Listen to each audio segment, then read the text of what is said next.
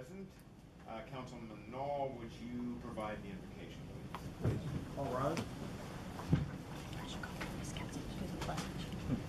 At this council meeting, help us to make decisions which keep us faithful to our mission and reflect our values. Give us strength to hold to our purpose, wisdom to guide us, and a keen perception to lead us. And above all, keep us charitable as we deliberate. Councilmember Deutsch, the pledge, please.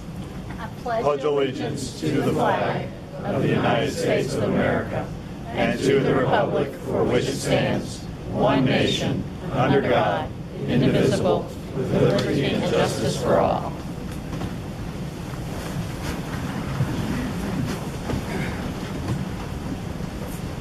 All right, Sharon, we're starting off with proclamation. Are you going to read it?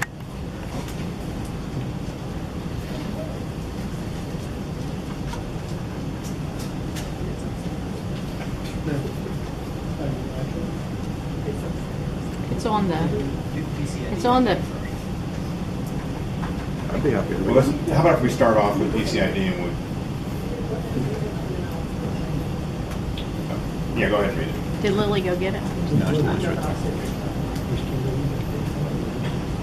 Somebody can go get it. Proclamation, American Red Cross Month 2014.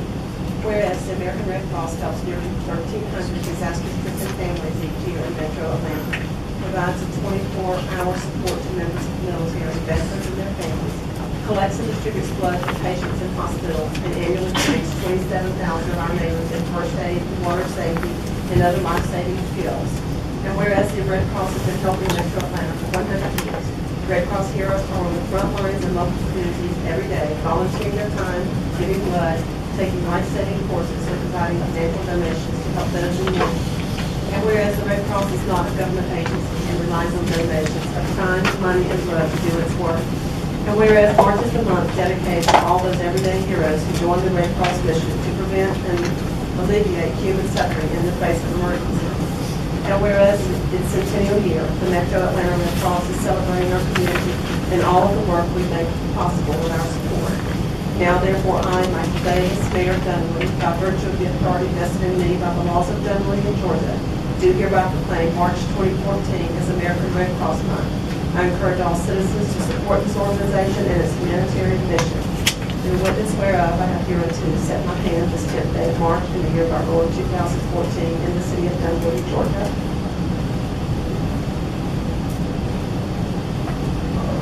Well, good. We'll do a photo op if you'd like. Right. My apologies. Do you have anything to say from the Red Cross? Yeah, I did. Great. We're waiting for the proclamation. Right, so And hopefully- we'll take a picture. Lily went to get it, Sharon. Thank you very much. Oh, she already went. As a proud Red Cross board member and volunteer, it's an honor to receive this Red Cross Month proclamation from the city of Dunwoody, especially during our centennial year in Metro Atlanta. As you know, the Red Cross is about neighbors helping neighbors. We want to thank the many everyday heroes, people from this community who have made our work possible for the last 100 years with their gifts of time, money, and blood.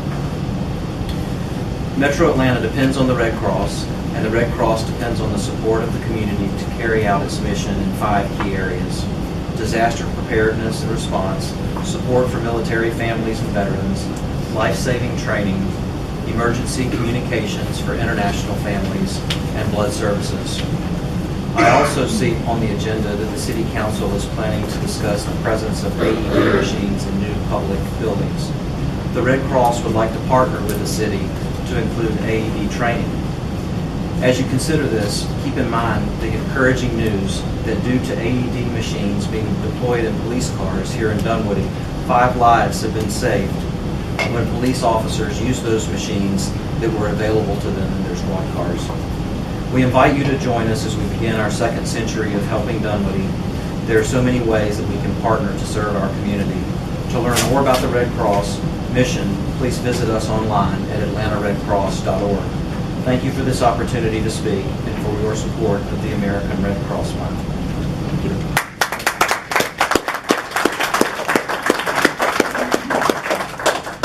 gonna get a picture as soon as the, okay. And what was your name? I'm Charles Owen. We'll get a picture after we do the next item. Sharon, we have E2 is an update from the PCIDs on the Perimeter Center Park at Dunwoody MARTA Station. And Yvonne Williams, you're speaking, right? Thank you. Great, thanks. Good evening, Mayor and Council. It's a pleasure to be here and talk about the next great partnership we have together in the heart of Dunwoody. As you know, we have a vision for a perimeter park, a park that will allow us to have amenities in the very center of life and conduct of business in the heart of Dunwoody. This exciting project stems from a PCID initiative with the City of Dunwoody at the Dunwoody MARTA Station. And the vision is to develop a green space, pedestrian-oriented park along about 5 acres under the MARTA tract that will allow us to have a linear park of multiple-use capacity and usable green space. In September of 2013, our DeKalb board entered into an agreement with Kimberly Horn to help us make a master design opportunity for this park. Bringing this park to life is going to be a complex opportunity, but we feel that we've overcome already some initial physical challenges that will allow us to keep going forward. We are confident that the project team will be multifaceted with Dunwoody staff supporting us and with our other adjoining communities providing input. This perimeter park is a high priority for the perimeter CID over the next few years. The shopping and dining and future opportunities to support growth in the residential community is very significant. We feel this will be an amenity of quality of life that will have national standard. It has the capacity to encourage more pedestrian activity. You can't look today at perimeter in Dunwoody and not see the ability of pedestrians enjoying beautiful weather, walking and connecting to a market that's highly attractive to corporate use, community use, and residential use. It supports our vision that this become a quality of life amenity for the future to allow citizens to enjoy the full scope of live, work, play, and lifelong commitment to the area. Last Monday, March 3rd, the initial meeting for the project was kicked off at our office, and there were several constituents and some of your staff available, which included Michael Smith and Dunwoody Parks and Recreation Brent Walker to support that team of activity. We're moving now, as of tonight, with the master planning process. There will be ample opportunities for community input. I want to announce tonight for the record that public meetings will be held on April the 23rd and May 29th, and every effort will be made to have public involvement in their input in the park design and connectivity and the full scope of the master planning. We're now working with you first on our agenda to make this announcement, and we applaud the City of Dunwoody for the vision to support us in creating a master plan of quality for lifestyles to come for the future. And yes, with you in our partnership, we will become the perimeter market of the South United States, the one place where live, work, and play comes together for a lifetime. And I want to thank you tonight for the opportunity to make this announcement, and we look forward to going forward. I also brought the mayor and want him to share with the council our brand new investors report. It has all the good news about our partnership with Dunwoody. Our award-winning DDI is fresh off the press. I have a bag for copies for all the council people. And please use this for economic development. And we have lots of copies in our office. Economic development uses are very, very advantageous when you have a publication like this to share the progress of the partnership. Thank you. Great, thank you.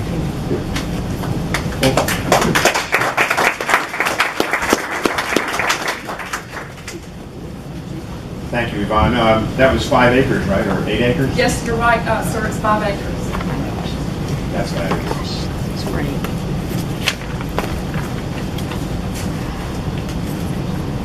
All right, we will start off with, as soon as we get that plaque, we'll get it for you. We'll start off with mayor and council comments. John, let's start at your end. No, sir, nothing. Lynn? Okay. Mr. Mayor and Council, I'd like to recognize the many Boy Scouts that we have here, and I'm going to do it quickly because we have so many. And boys, if you want to just stand as a group instead of as your name is called, and I'm gonna and the Boy Scouts, the older Scouts, are working on their citizen and community badge, and it's Levi, Drew, Matthew and Josh, Ben and Barrett, Seth and Seth, Evan, Tyler, Cole, Riley, Gavin, and Sam, and they're from Troop 477 from Kingswood United Methodist Church, and most of these boys were involved in the fabulous Halloween haunted farm at the Donaldson Bannister, formerly known as Chestnut House, and they were the labor and the entertainers and the volunteers that day. So thank y'all for your service to our community.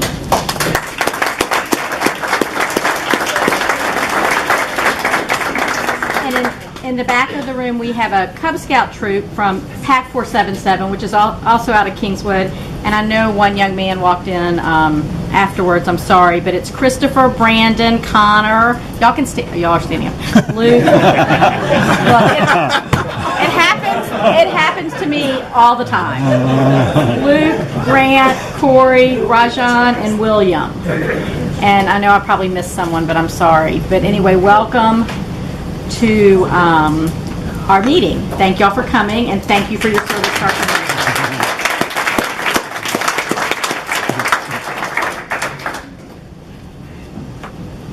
All right, Chair. I'll get this next. Just that for anyone that was looking to have an update on the CAD-to-CAD system, we did cover that at the 6 o'clock meeting and had a full report of that test. I encourage you to go back and watch the video of that 6 o'clock meeting if you missed it, and just hear about that. Thank you. Nothing other than had the State of the City last week. Mary did a good job on that one. It's great attendance for the folks in the audience that were there. I'm sure it was. Quick additional item on CAD-to-CAD. I think there are some copies of the report letters in the back of the room at the table. Also, I'd like to comment that I believe Georgia House Bill 1109 passed the House today. It was sponsored by Tom Taylor and Mike Jacobs, but that makes some substantive changes to the Dunwoody City Council city charter that you ought to be aware of that will affect council governance, and it is now moving over to the Senate. Something we should all be aware of. Thank you.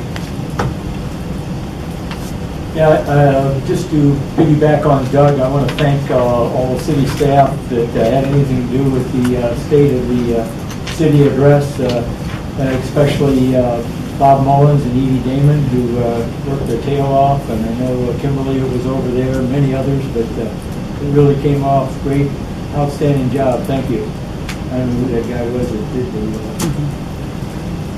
presentations up there. I'm sure you placed him. A couple meetings that got, that was me by the way. A few meetings we got coming up on the 11th is at 7 o'clock is the Planning Commission. On the 13th at 7:45 in the morning is the Sustainability Commission. And that same day at 7 o'clock is the Community Council. Talk about priorities in the city, and it was brought up earlier at the work session. We did a survey of the city and we started to go for the cityhood here. The top 3 priorities, by the way, on that were zoning, number 1, by about 70%.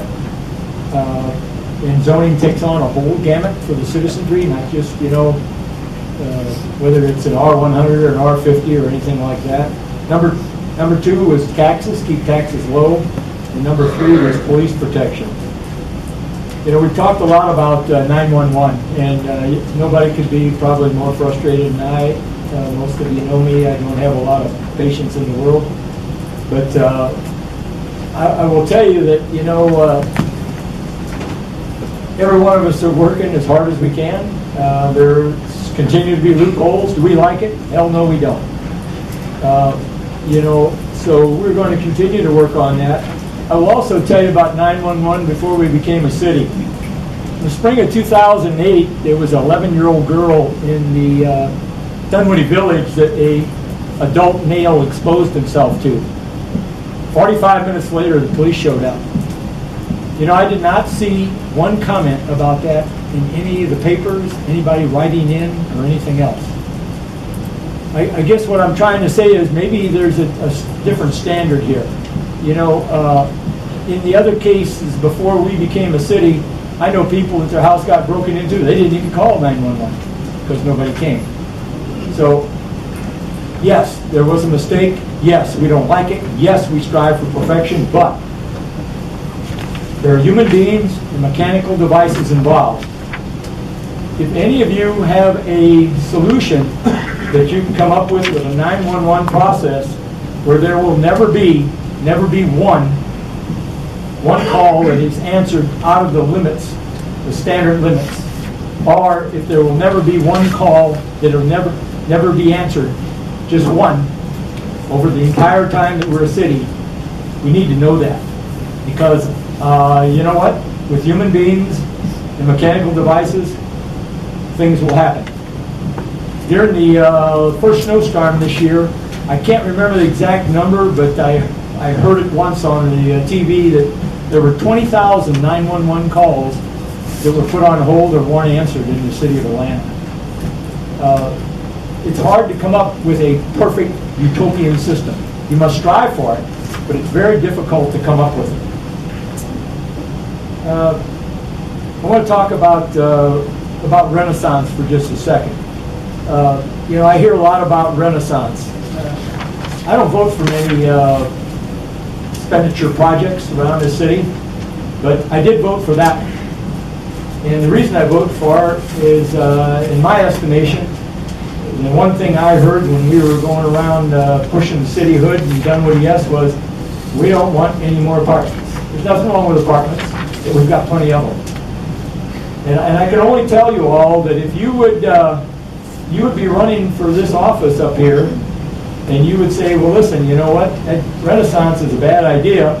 We should have those 300 and some odd apartments over there. I can only tell you, you wouldn't get enough votes to even pat a crutch. So that whole project over there, yes, it's a cost item, a big cost item. We paid around $300,000 an acre for the first 15 acres. In the long run, the cost of the rest of the project will probably be maybe $1 million more than that. With that, we have 300 less apartments. We have some tremendous looking homes that are going to be built and for our citizens to live in. And we have 3 additional parks. We also have enough room, if we want to, acreage, to build a city hall without ever buying any more property. So there's some of the things that are out there. I just want to clarify some of the things I read and see all the time. There are other sides of the story. Thank you very much. All right, thanks. Ditto on the State of the City address.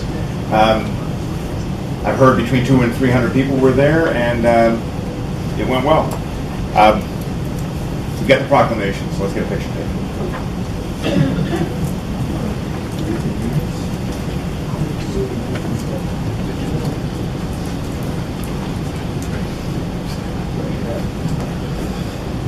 Ready, Bob?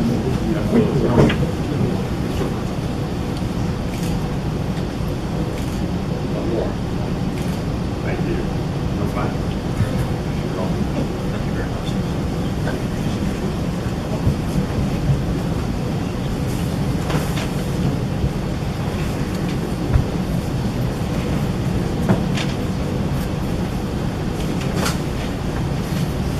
All right, we'll move on to public comment now. As you know, the rules are it's 3 minutes. It's a one-way conversation. We have a total of 30 minutes allowed for public comment. If there's any cards left over, we will then move them to the second comment period at the end of the meeting. We will start off with the first name that comes up is Drew Cottle. Name and address in 3 minutes or less. Hello. Is it working? Yep. My name is Drew Cottle, and I'm here to talk about a Scout Day in Brook Run Park. There's a lot of beautiful forest in the back that goes almost unused. I think that the city could use it to start a Scout Day where Boy Scouts from all the troops in Dunwoody can come out and do Scout-based activities, and for service hours help clean up the park and the forest. and do some scout clinics and other helpful things for their troop and the community. And then they could end it all off with sleeping the night in the woods or in other open areas of the park. And hopefully we can get this made. Thank you.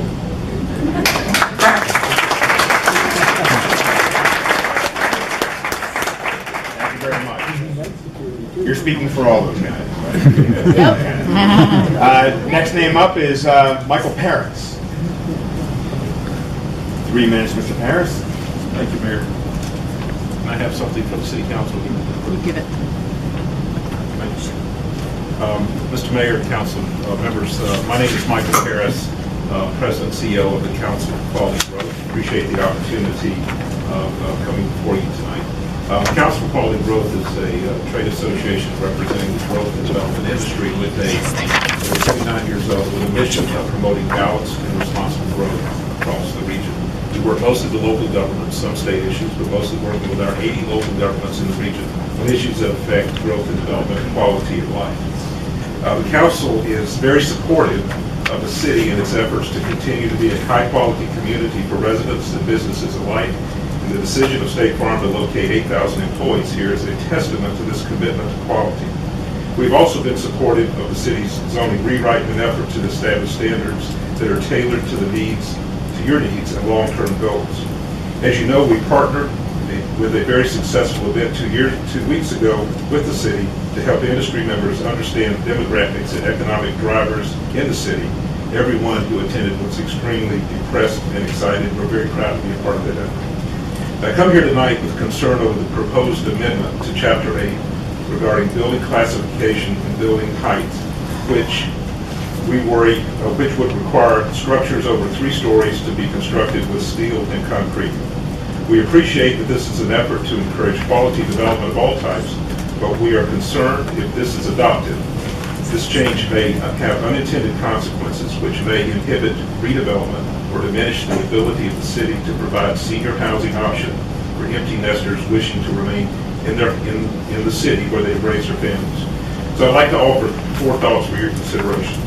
First, the City Council already has complete authority over most new projects through your zoning authority and your ability to impose conditions and terms on those projects. Second, the current construction code is in conformance with state and international building code, and although the city is certainly within its rights to apply a stricter code, there don't seem to be any immediate health or safety reasons for doing this at this time. Thirdly, our research shows that if this standard were implemented, that Dunwoody, outside of the city of Shanley, no other local governments out of the 80 local governments in the metro area has this regulation. This would put Dunwoody in a less than competitive position region-wide unless compensating incentives were offered that may help achieve your long-term goals such as density or height bonuses. And lastly, we have concerns that this would inhibit much-needed senior housing, as I mentioned before, for those wishing to stay in Dunwoody after they have sold their homes, as well as mid-rise, mixed-use development, and low-rise hotel products, all of which are vital to a healthy mix and economic vitality of the community. Thank you, Mr. Harris. Thank you for your Thank you, sir. Next name up is Linda Schuler. Name, address, and 3 minutes, Ms. Schuler.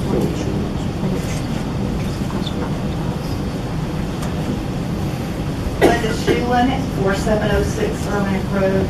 Wanted to bring to your attention, as I have previously, code compliance issues, and I'm hoping everyone here will pay attention to what's going on. I wanted to praise DeKalb County for adopting stricter rules and regs on what can be done on a residential property.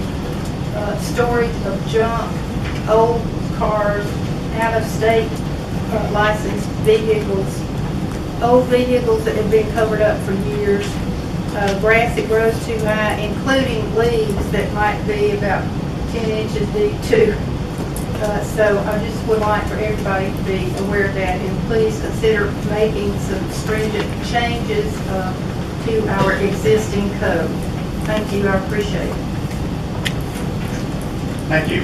Next name up is Barbara Pryor. Name, address, and 3 minutes.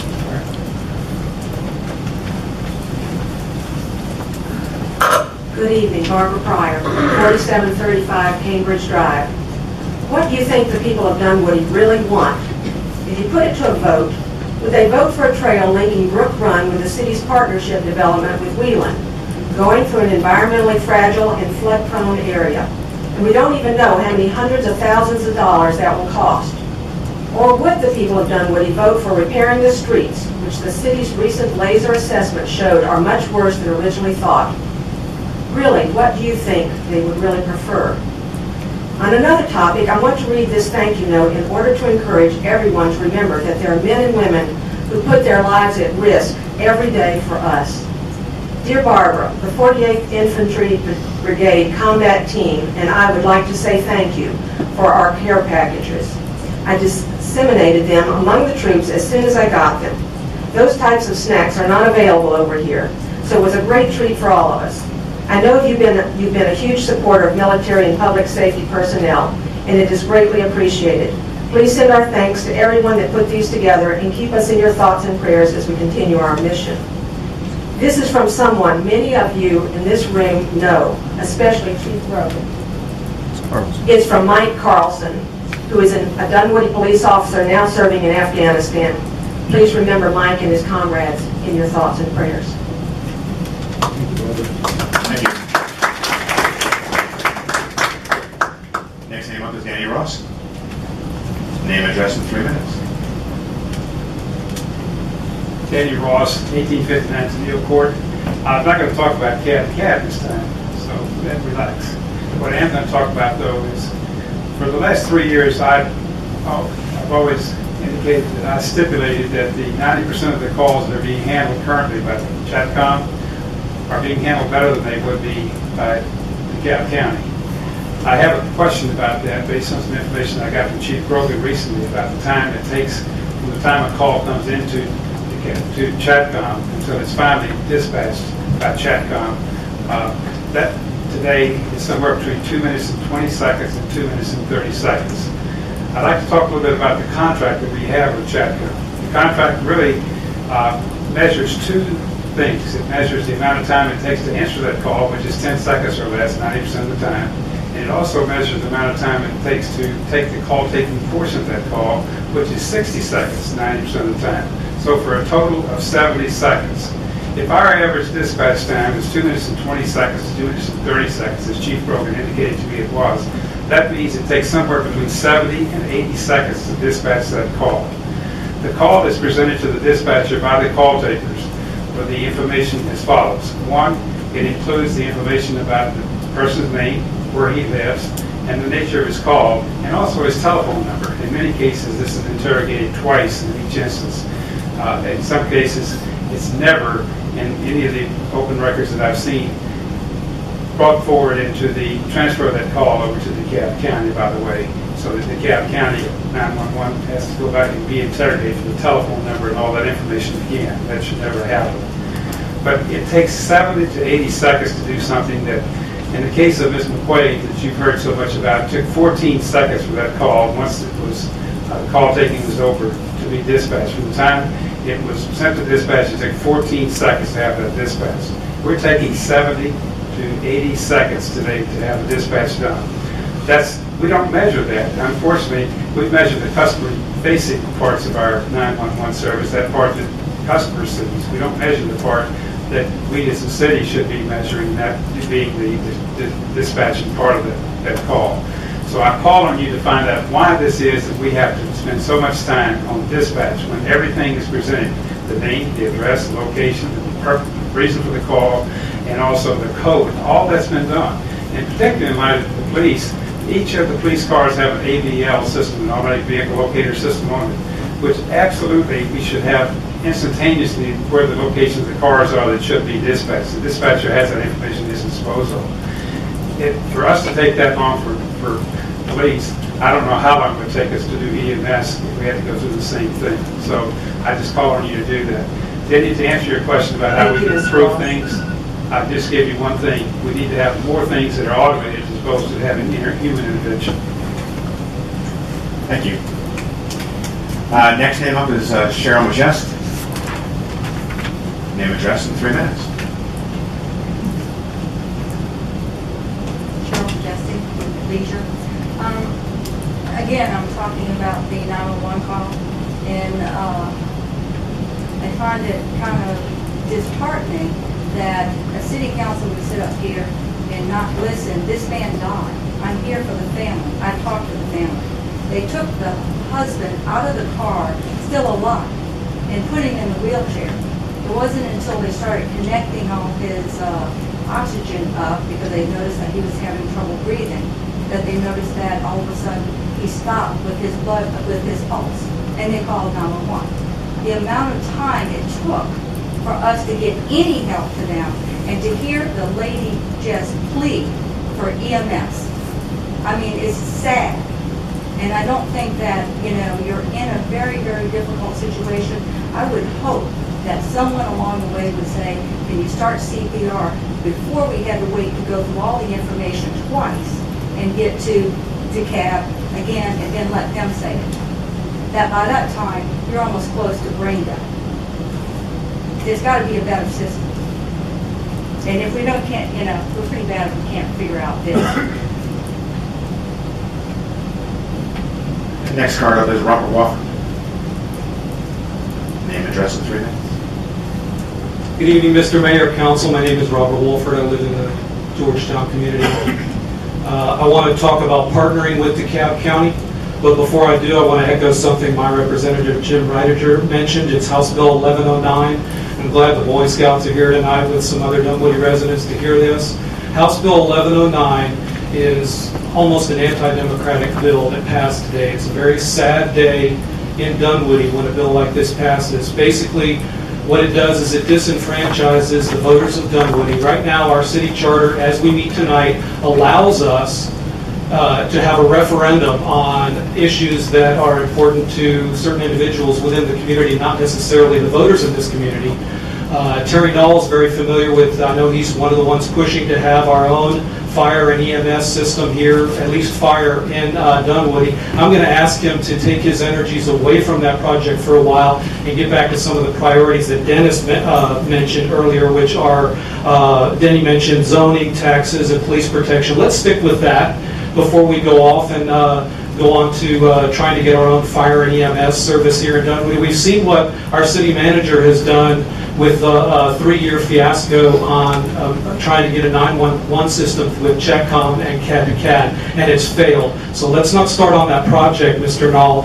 Let's work with partnering with DeKalb County to keep our fire and EMS strong here in the city. We can do that without raising our taxes and going ahead and starting our own fire services. So House Bill 1109, it is a sad day in Dunwoody. If that bill passes, it gives you 6 members and the mayor the right to start without going to the citizens with a referendum and going ahead on your own initiative and starting our own fire service. And everybody needs to know that. Everybody should call Fran Miller and try to get that thing stopped in the Senate. It's anti-democratic. It disenfranchises the voters of Dunwoody, and it just shouldn't pass. If it does, then what we're going to see is another fiasco with this city trying to get its own fire service without getting the roads paved, without maintaining strong police, without keeping our taxes low, and without responsibility and accountability with a city manager like Warren Hutmacher making these recommendations. I again ask that we get a new city manager, someone who can handle the administration of this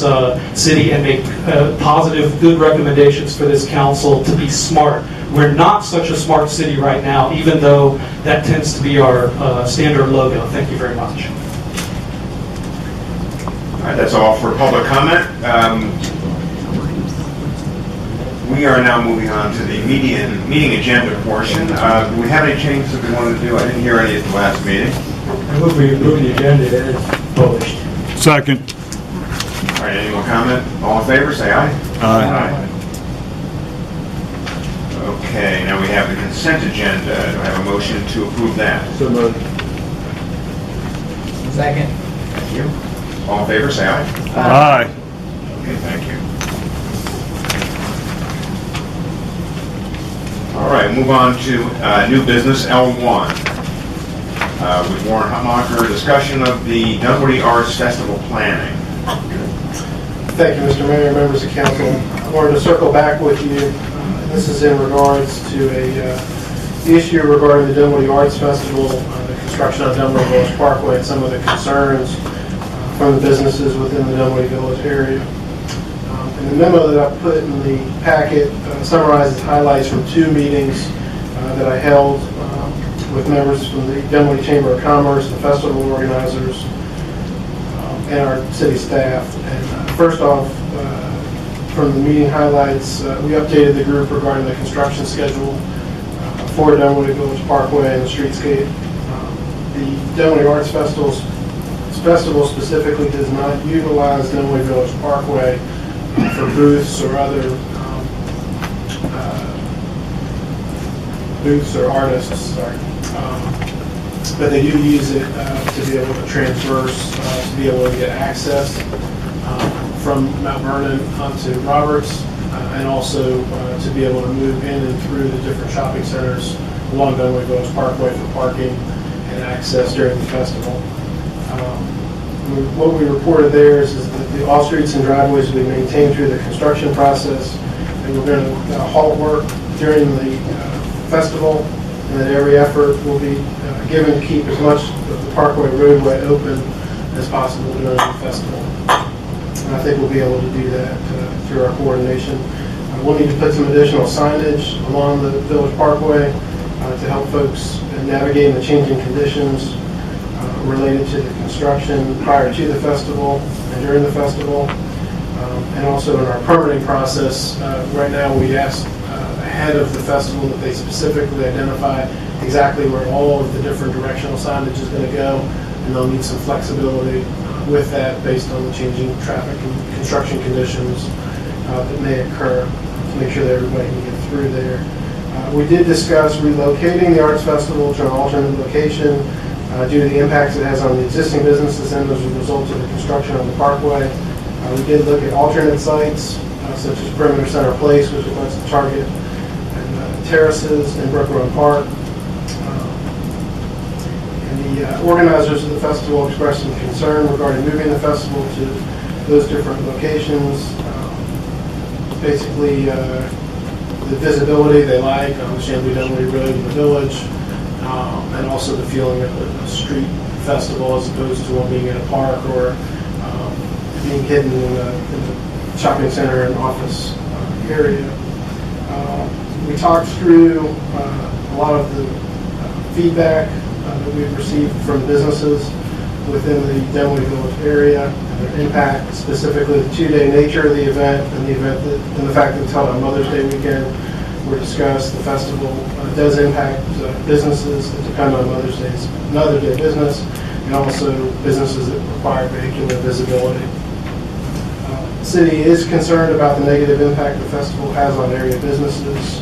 The overall question really is whether the festival benefits of having 60,000 or 70,000 people come and visit the area, shopping during the festival, and then also being exposed to the area outweighs the negative consequences related to having the festival has on the businesses. I think the consensus in working with the chamber and with the festival organizers is that the festival benefits do exceed the deleterious effects they have on the businesses, but there are more that the city can be doing and the festival organizers to try to minimize those impacts and improve conditions for the businesses. The chamber did go ahead and do surveys within the village area and is working with the festival organizers to try to craft ideas and strategies to overcome the challenges that the festival provides them. It's a good working relationship between the chamber and the festival organizers. My summary is that it's a tricky situation with no clear right answers. Our internal city surveys show how popular the festival is with citizens, and attendance figures show it's popular with citizens and visitors. However, we do care about the success of our existing businesses. It truly needs to be a balancing act. I came away from the meetings with the impression that both groups, businesses and the festival organizers, want to try to improve the festival by creating opportunities for success with local businesses instead of trying to relocate the festival at this time. This is an issue that we're going to keep a careful eye on. and continued coordination with the groups. If it would please the council, Bill Grant with the Chamber of Commerce would like to say a few words to y'all on the findings that they had during the process. Mr. Director. Thank you, Mark. I think the overriding factor here is the festival's very important to the community. It's very important to the citizens, and it's very important to the village. I think that we haven't done it the best way we could in the past. We got input from the merchants, we've met with the promoters and with the city, and by the way, this is a very collaborative effort by all three. There's nobody holding back. Our objectives are very clear. We need to solve the problem with the merchants. The organizers have made some changes for this year that will make it better. Those have been communicated with the merchants. They have done things to help support their business owners. Quite frankly, when we got involved in this thing, we were on a short time span and we were very limited what we could do. But understand that this is a work in process. This is phase one. We'll do right after the festival this year. We'll move to phase two. We'll make changes, more changes for next year. The objective is very simple. It needs to be a win for everybody, and everybody has that attitude. As a chamber, we're very happy. I think the merchants are happy with what we're doing and seeing the progress. But again, we got a ways to go. We'll do it. Thank you.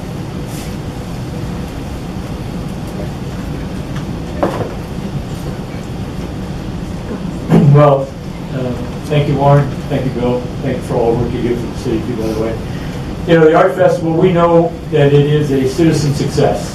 I mean, you know, I think I even bought something there in the last couple of years, probably about a $10 trinket or something. I mean, the crowd that's there, the citizens you talk to, but the downside are the businesses. You know, and this is District 1, that's kind of where I live and kind of where I hang my hat. So some compromise is required here. You know, the village isn't curtailed as much as the shops of Dunwoody. Shops of Dunwoody, the businesses all there are, you know, they're the ones that hurt the most. And you know, the idea that, you know, the promoters have come up with, you know, village businesses can have a booth. And whether it's reduced cost or no cost, I can't remember exactly what it said in there, but I think that's a step in the right direction. I don't know what the other steps are. I would say one of them that has to be considered is dates change, because, you know, Mother's Day is a big day for restaurants. And that's one of the big complaints I hear from the shops of Dunwoody folks that run restaurants there, is that it's very crippling to their Mother's Day business, you know. And so I don't know what the other things are, but I applaud you, Bill, and Warren, that we're going to get out ahead of this for next year. But there definitely has to be some compromises made here, you know, on the side of the promoters where the businesses are successful also. That's all I have to say. Thank you. Like Denny, I like the event. My wife likes the event. We go most every year. She likes it more than I do, and I like it quite well. You know, with that said, I'm really concerned, you know, about the concerns of the merchants. You know, we've got 17 out of 23, you know, quite a preponderance who are, you know, not fans at all of the event. And I guess, you know, I've got two questions. One is, you know, besides offering booths, what else are we doing for the merchants? And like Denny said, especially the ones shops at Dunwoody, and then also the ones along Nandina. And then second, you know, is there an opportunity to maybe move where we shut off Chamblee Dunwoody so you maintain access to the light so that people can get into shops of Dunwoody? I know that loses a lot of booth space, but they can figure out another place to maybe put artist booths. Okay, sorry. No, you're fine.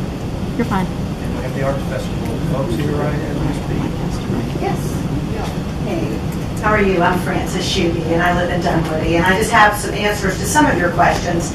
Ideally, our dream has always been to put it on Dunwoody Village Parkway.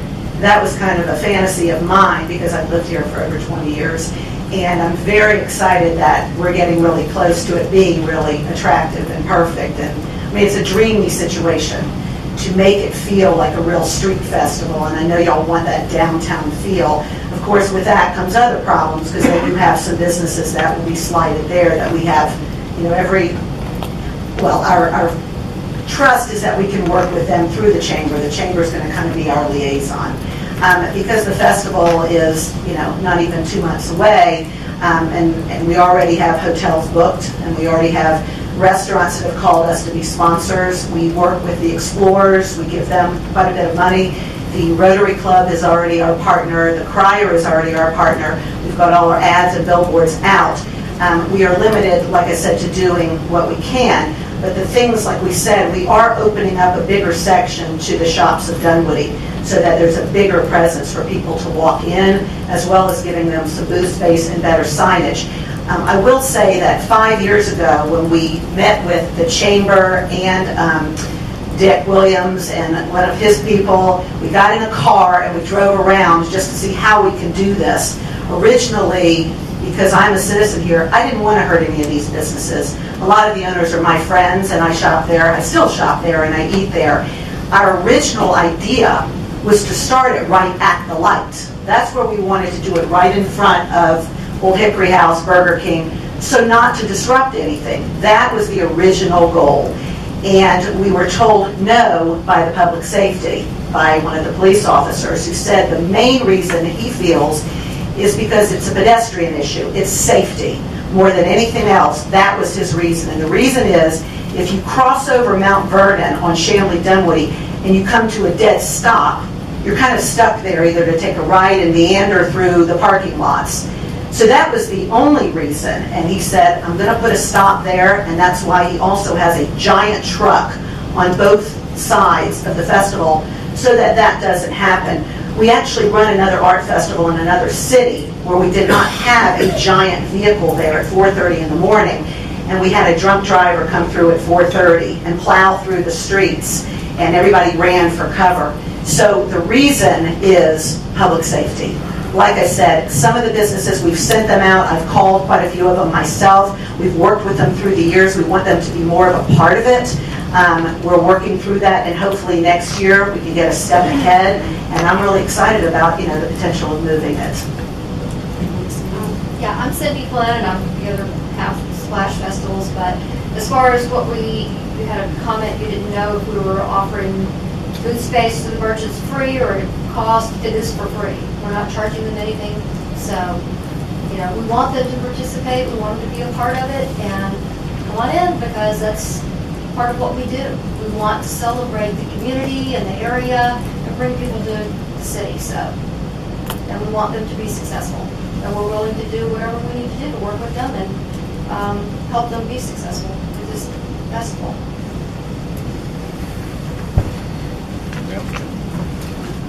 I have one question regarding Nandina. It's pretty hard to either cut hair or serve beer out of coolers that you have in your facility in an open space, the tent that you might provide. Tell me about Nandina. Will Nandina be open for vehicular traffic, or are you proposing that it be closed? Nandina has always been open from Mount Vernon down to, I guess you call it Primrose Street.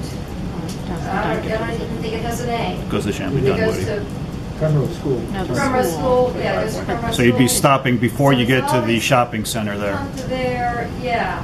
And there's no reason that we can't let people, well, it's a public safety issue. I say, there's no reason from our part that we would not allow people to come down further and go into where Ernie's is and the Growler place is in there. We don't have a problem with that personally, but it's up to public safety. If they will allow it, then we're fine with that. Again, just looking at the research that was done, when you've reached out to 30 businesses in the affected area, and out of those 30 businesses, you get 23 responses. 17 of those 23 responses show a negative impact on their business, with 2 businesses closing due to the event. 8 of the businesses serve food, 6 having pouring licenses, and 1's a grocery store. You're affecting a large chunk of the community, some of which might be able to move their businesses to a tent in which you're going to provide. Others may not, and I'm hoping that you work with those businesses to do everything possible you can to make sure that their business is viable for one of the most important weekends of their livelihood. And And we have already sent them a letter and a form that they can fill out, and they have until April the 4th. So we've given them a little over a month to figure out and decide if they want to participate, and we're reserving those booths for them. So if they want to. From their base.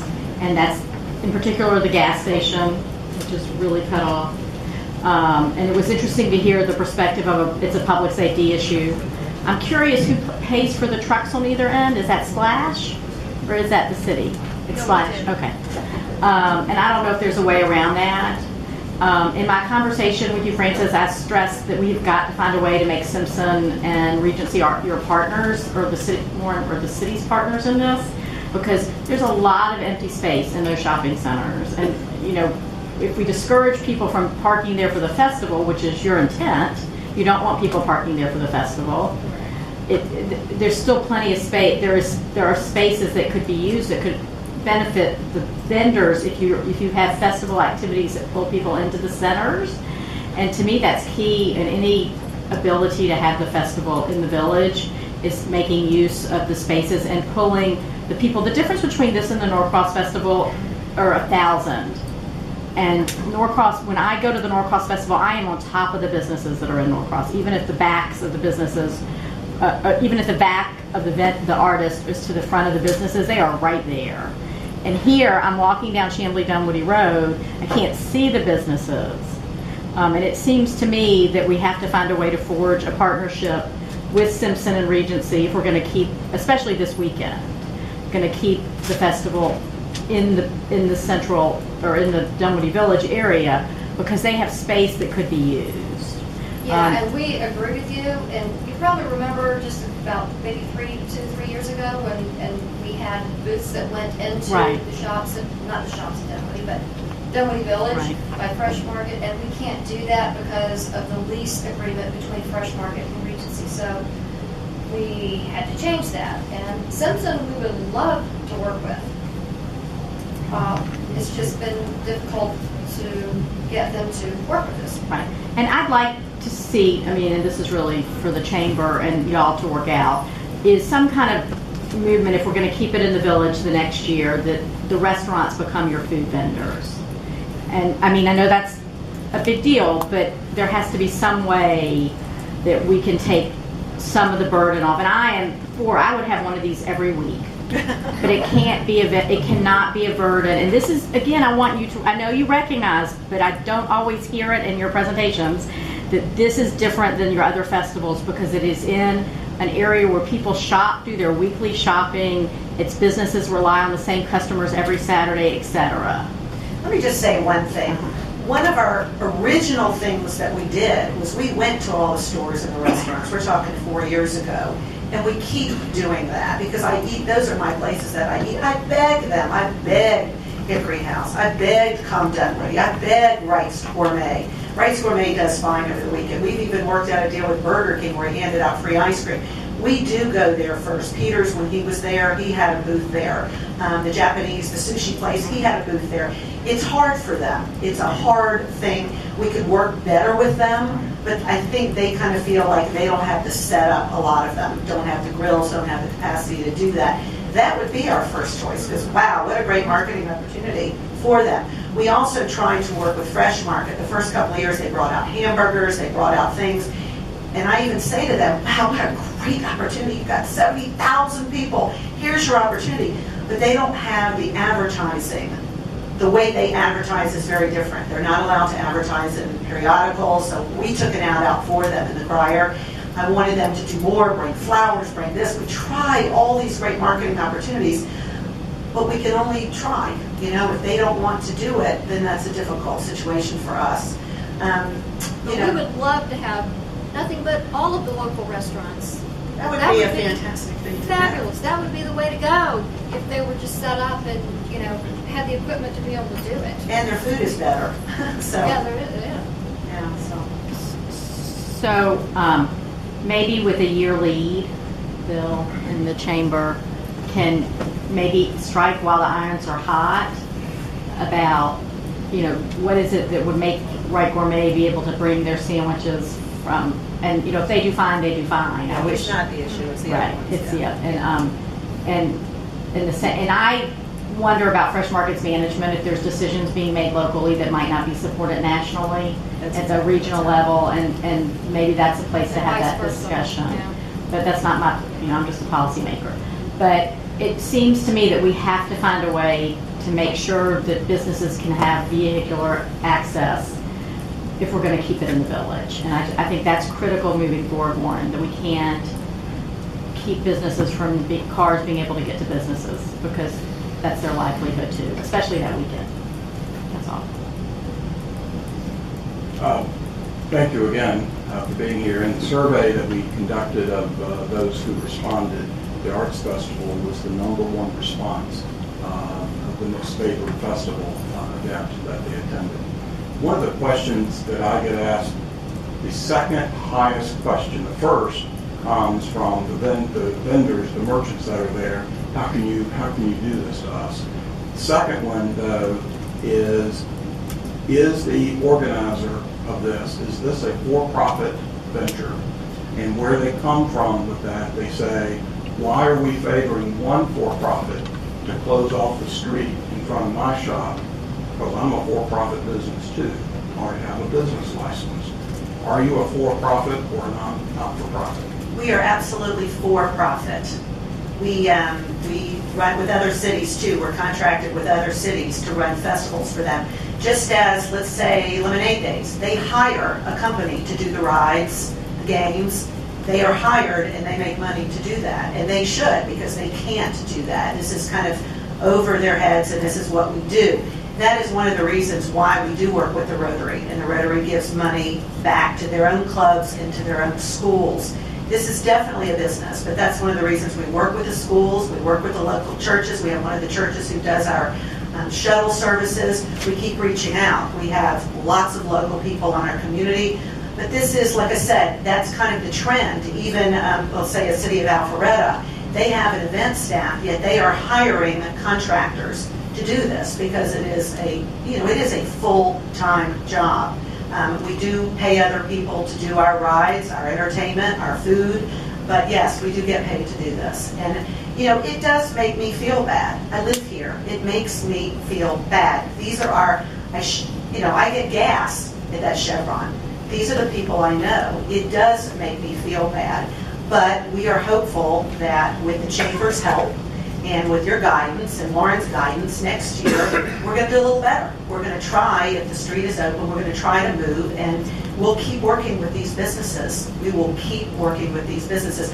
I don't know if anyone will ever be completely happy. I mean, even the police officers will say they run events, and they've done them in Marietta, they've done them in Decatur. Decatur has one of the biggest events in the city. And Decatur, you would think, wow, what a great thing, all these businesses right there. But there's still businesses who don't like it. No matter what you do, some people just don't want change. They don't want things to be affected. But we keep trying, and we still will keep trying. Okay. And you mentioned you were contracted. Who contracts with you for this festival?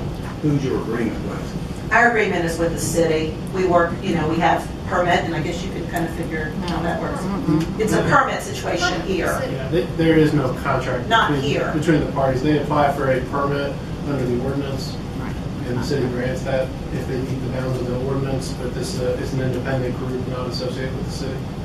So Hickory House could apply for a permit to close Shangly Dunwoody. If they meet the bounds of the ordinance, then anybody can apply. Okay, Ernie's could apply for a permit and close the streets. If they get met. And would they have a likelihood of being approved for that as this for-profit business is? We evaluate the application versus the standards within the ordinance. If they meet those standards, then yes, we don't screw it. Do you have a commitment to move this to another date as early as next year? Well, no, the answer is no. In my opinion, one of the reasons it is successful, it's nationally successful too. We're on the map all over the country because we have artists coming from all over the United States.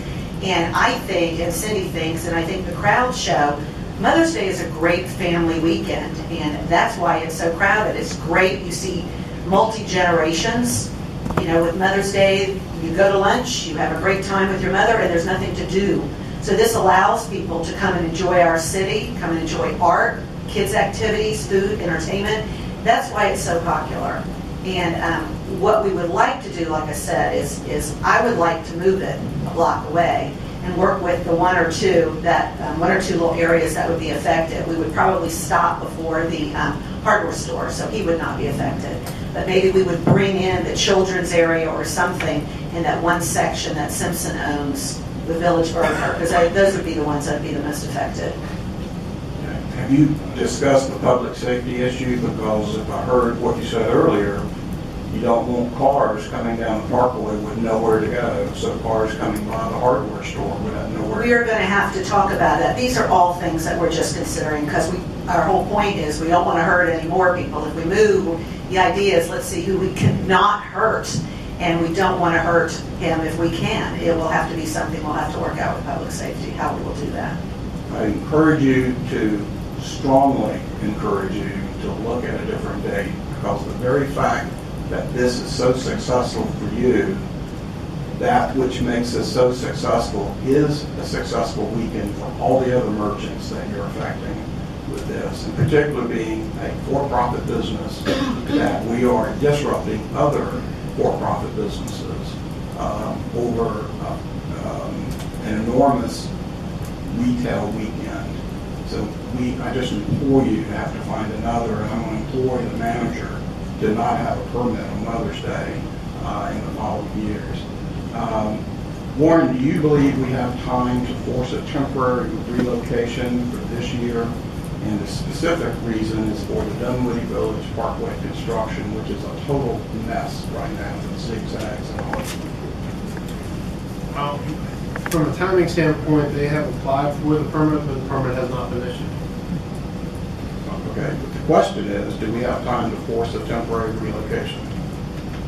I'm not quite sure how to answer that. I mean, from the standpoint of if the permit has not been issued, then the permit can still be denied. All right. Francis and Cindy, thank you so much. Warren, I appreciate the effort that you've made to work with these festival organizers, the for-profit festival organizers, the merchants, and the Chamber of Commerce officials to find a compromise. This is a very popular event, but it relates to the merchants' disruption on a long-term basis. For the short term, I will say I am disappointed that we've not effected a temporary relocation for 14. You may remember I brought this to you to research long ago, and then I don't know if nothing happened, but the email updates I got from you was still working on it, with the massive construction underway on Dunwoody Village Parkway, we knew that was coming. And we're living the zigzag detour, changing lanes, and I fear we're headed towards a train wreck, a tremendous traffic train wreck, by rerouting all of Chamblee-Dunwoody Road through the construction zone. And as one who drives the parkway sometimes multiple times every day since I live right there at it, I just can't imagine having the entirety of Chamblee-Dunwoody Road, the through traffic, trying to use that construction zone as a detour route for all of 2-day weekend days and the preceding Friday night that leads into that, and for a very popular weekend as well that may very well have heavier traffic. Granting permits is your responsibility. That's an administrative decision. We don't interfere with that. But it seems like we've presented options to the for-profit organizer, and we seem to like we've left a decision to the organizer, rather than saying, here's what we need to do this. I also thank the Chamber, Bill, for the Chamber's collective efforts with this. But I haven't heard anybody say that this is the impact it's going to be on the through traffic of Dunwoody citizens. So this is going to be horrible. In my view, I think we should have alerted Francis and Cindy early on that the traditional street wouldn't have been available this year, and that a temporary relocation needed to be found. The devil's in the details about where that could have been. But we knew the Village Parkway construction was coming. So it sounds like we've waited too long to effect a change. I think you haven't said the permit hasn't been issued, but it sounds like a lot is already in place. But this is the year we needed that temporary relocation, even if it came back the following year. So anyway, that's my comment. Let me take the contrary view. I think the Arts Festival is a wonderful community event. Brings out 60 to 70,000 citizens over the weekend. I run a business in Dunwoody. I would love to have 60 to 70,000 people in front of my business over the course of the weekend. And I don't market to people that go to festivals. I understand that to some people it would be an inconvenience, but if you can't come up with a marketing plan to put your business in front of 60 to 70,000 middle and upper income Dunwoodians, I mean, I don't know. I think we're being a bunch of whiners here, and I think the festival's a great thing. I think everybody that goes there thinks it's wonderful, and I don't want to sit here and badmouth it when I just think it's a wonderful community event. We need to be looking for ways to have more of these events, not try to run the ones off that we've done.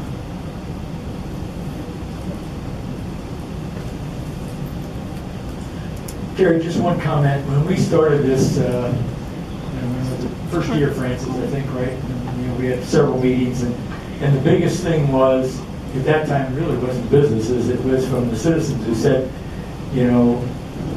this is the end of the world because nobody will be able to get through there. Nobody will be able to get around Dunwoody Village. I realize there's construction going on, but I will only tell you that when we started the first year, that was the number one complaint, was that we're just going to quagmire with traffic. It's going to be dead stop, and it didn't happen whatsoever. I got a hunch that even though it's under construction, I think it will handle the traffic that's going around.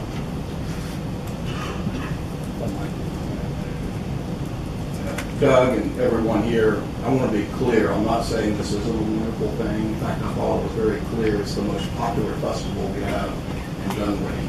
I think the issue is the devil's in the details. And this year particularly, we've got some details that are at work that are problematic, and we didn't handle that, I don't believe. That's all. Okay, anybody else?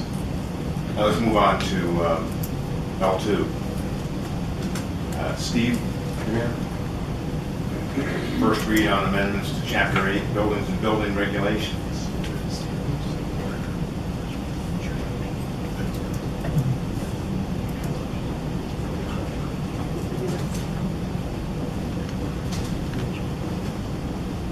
An ordinance amending Chapter 8 of the City of Dunwoody Code of Ordinances by revising the building code to include new requirements for classifying construction based on building height.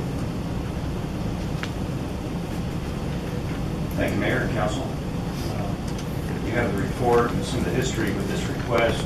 This is a proposal to change the building codes. It was originally presented to this body back in July of 2013. Some of the other history there, of course, it's required to be presented to the DCA, which it was back in January, just about a month and a half ago. And we have received comments back from them as well.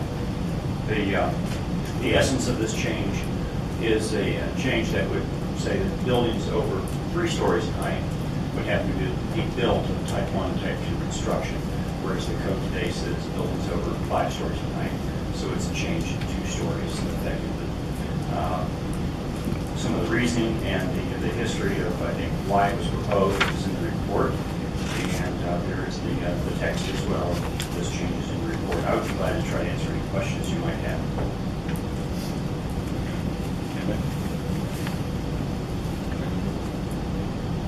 Steve, thank you for the nice information.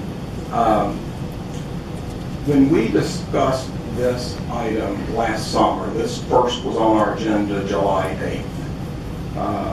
And it was in conjunction with the zoning code rewrite project we had underway, although this isn't part of the zoning code, it was part of that project.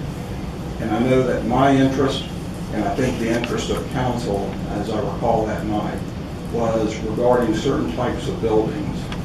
And we did not discuss this in the context of other types of buildings, such as commercial and office buildings. So can you tell me why this is written to be all-inclusive, and maybe I'll ask the question the other way, are we able to select certain types of buildings to have this applicable to? Be glad to. The history, of course, I wasn't here last summer when this was presented to you, but I believe that the staff report at that time from Steve Bush did include in the body of that memo that it would apply to all buildings over 3 stories in height. It did not matter whether it was a commercial building or multifamily. So I'm pretty sure I recall that that was part of the package that was presented as a body package in July. As far as whether it could be scripted in a different way to apply just to multifamily as opposed to... Well, I didn't say multifamily. Right. Pardon me, whether it could be changed to some other scenario, we would be glad to look at that. That would be something I would think the staff would need to discuss, city attorney, maybe discuss with the city attorney, to make sure that we're on solid ground if there was another way to package this and that would be more pleasing to the council. I would personally recommend us to take a strong look at that because I think that was our original intent. That was in the packet July 8th. But anyway, the 7 of us on council were the protectors of Dunwoody. And it's up to us to find the right balance between growth and we're the ones that live here and we suffer the impacts of increased density. Is there some clarification you could provide as far as if we were to try to rewrite this, a little guidance as far as how you would rather this be geared, in what way? What types of uses would you rather it not be applicable to? I think I would prefer the staff to tell us what options that we have in that regard, quite frankly. Okay, so we'd be glad to look at that and see if we can come up with a different proposal to bring back to you. Great, thank you. Sure. A couple of things, I appreciate everybody getting up and talking about this tonight. My only thing that maybe you did, but I can't remember, I wish you'd have stood up in July of 2013, about 8 months ago, and said something about it and voiced your opposition so that we could have kind of taken that all in rather than, just as we come up on a first read prior to a vote. I think I don't know if there's some compromise here. I think one of the things we're talking about is quality of construction for the long range in the city of Dunwoody. Maybe this is excessive, I don't know. I don't know, Lenny, I thought you sent us an email. Did I read an email today about you talking about this issue? There was a specific question that was asked for if we changed it in such a way it would be problematic. That was the only point that I had. I thought that was when you start to zero out one person over another or one type of business over another, whether it's commercial, whether it's residential or whatever. I thought that I read it probably could be, not put words in your mouth, could be problematic. It depends on the suggestion. There was a suggestion made that may have been an equal protection issue. Okay, thank you. Just one suggestion. I got a great compromise. Let's make it 4 stories. I just wait for what you got to say. I thought it applied 4 stories and higher, right? It's over 3 stories, so it would be 4 stories and up. Right. That's true. And currently it's over 5 stories, so it's 6 today. 6 and up today, depending on where it raised it.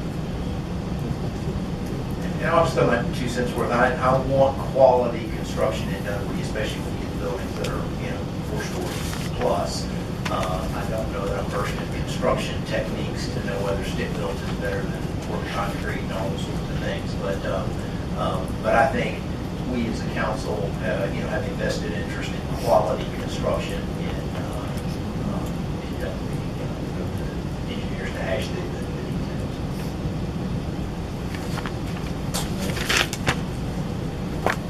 All right, thanks. All right, L3. Was that red? John, this is your item?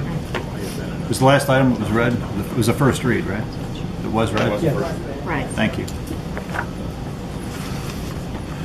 Next item on the agenda is a request from the Dunwoody Homeowners Association, and really Bill Grossman regarding Food Truck Thursdays. Right now, we are providing 50% coverage for police protection at the city events.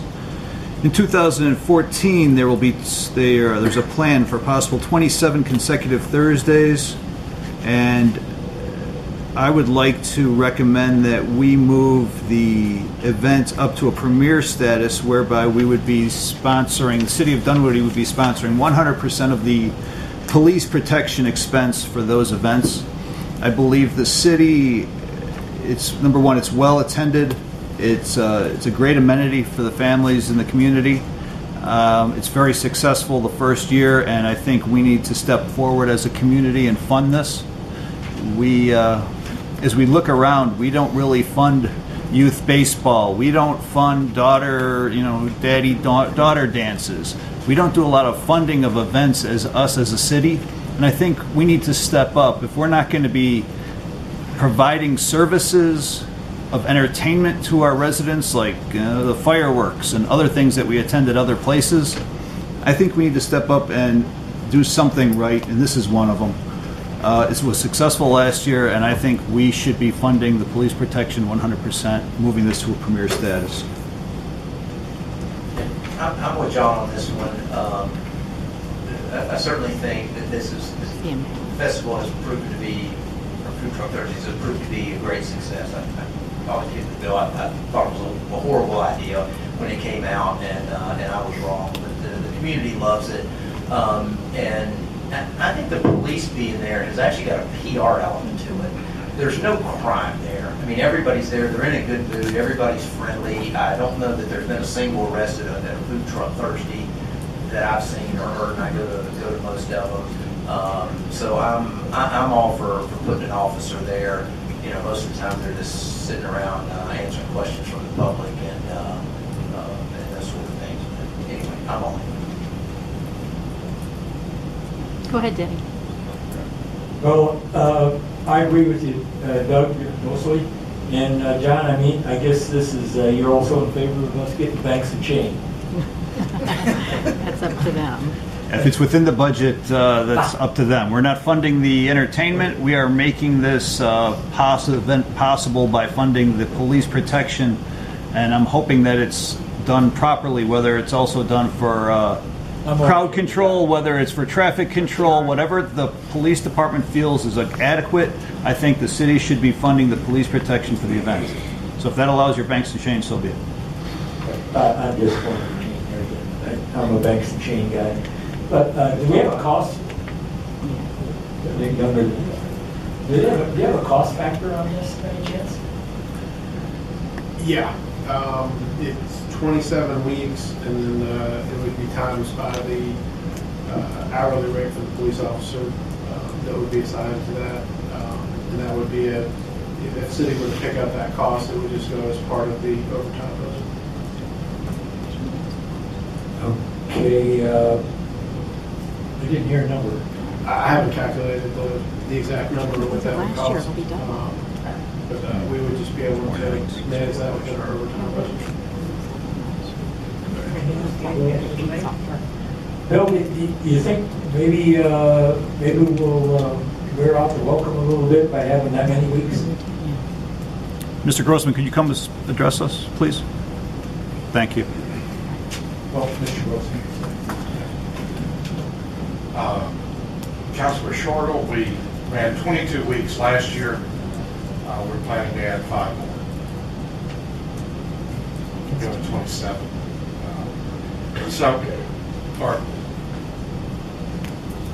We would start a little bit earlier. Last year we started the last day of school, which was the 3rd week of March, or May rather. This year we were planning to start immediately after Lemonade Day, so we don't want to compete with that. So May 1st was our target date for start. Last year we ended on the October 24th. This year we were going to go till October 30th. So we don't really look at it as that much longer. The slow period that we ran into last year, the only slow period we had, was after school started back in August. It was slow for 3 weeks. And then as the weather got nicer, it started to pick back up. Well, as you know, I'm at most of those. I kind of enjoy them, even though I have to drink Pepsi and water. Do you know, Warren, you know, I probably figured this out. How many hours did we have a police officer there? 3 hours a night, so 3 times 27. Chief's working on it right now, get an exact number. Did you get an eyesight or what? He's ciphering right now. He's working on it. Minus rain days. Approximately 4,000 to 5,000. That does match what I would have figured as well. I mean, Or about what it costs to bring Banks and Shane. Right. Just about the same. Right. Thank you. No, I'm not finished. I mean, I haven't started. So I support this initiative because we get credit. The city gets all the credit, frankly, for people. I was having a conversation today about another city facility, and we get all the blame too, even if it's someone else's responsibility. And so, but in this case, we're getting all the credit, and it's a very popular event. However, it's not that I think it's too long and that I object to the extra $600 or $700. It's just that really at the end it did taper off once school started, and I wonder, you know, events when they end strong is what people remember, and it's just something for you to consider about whether we really want to go till the night before Halloween, where families are going to be doing nothing with their children on the 30th because their kids are all going to be out trick-or-treating the next night. And while it is somewhat of a mixed age event, it is mostly young families. And so to me, I would not go till the 30th, and I'm not really sure I'd start so early in May, but it's just, you know, that's my take on it. But I definitely would not end on the 30th because you're going to end on a really flat week for everybody, if I had to guess. So that's just my take on it. But Halloween is, you know, it sucks the life out of that whole week for those of us with children, or with little children. Thanks. Anything else? Warren, if we increase our sponsorship to premier level, what other events are in that same category? What would this be on the part of? The parade, I presume? I believe it's the parade and lemonade days. And I'd have to defer to staff for a complete list, but I know it's lemonade days and the July 4th parade. I think this is on par with that, so. All right. Thank you. And my only thought was, I think when we originally agreed to what we agreed to with police protection, it was kind of, we weren't willing to go open-ended. We didn't know what to expect, so we agreed to a limited sponsorship. Now that we've been through it and it hasn't turned into the food fight that perhaps we were worried about, I'm all in favor. I don't see any reason for us to back away now. Thank you.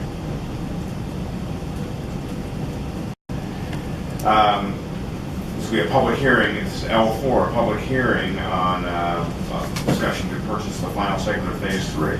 Sharon, were you going to read that, or did I just read it? You just did. Yeah. Oh, shit.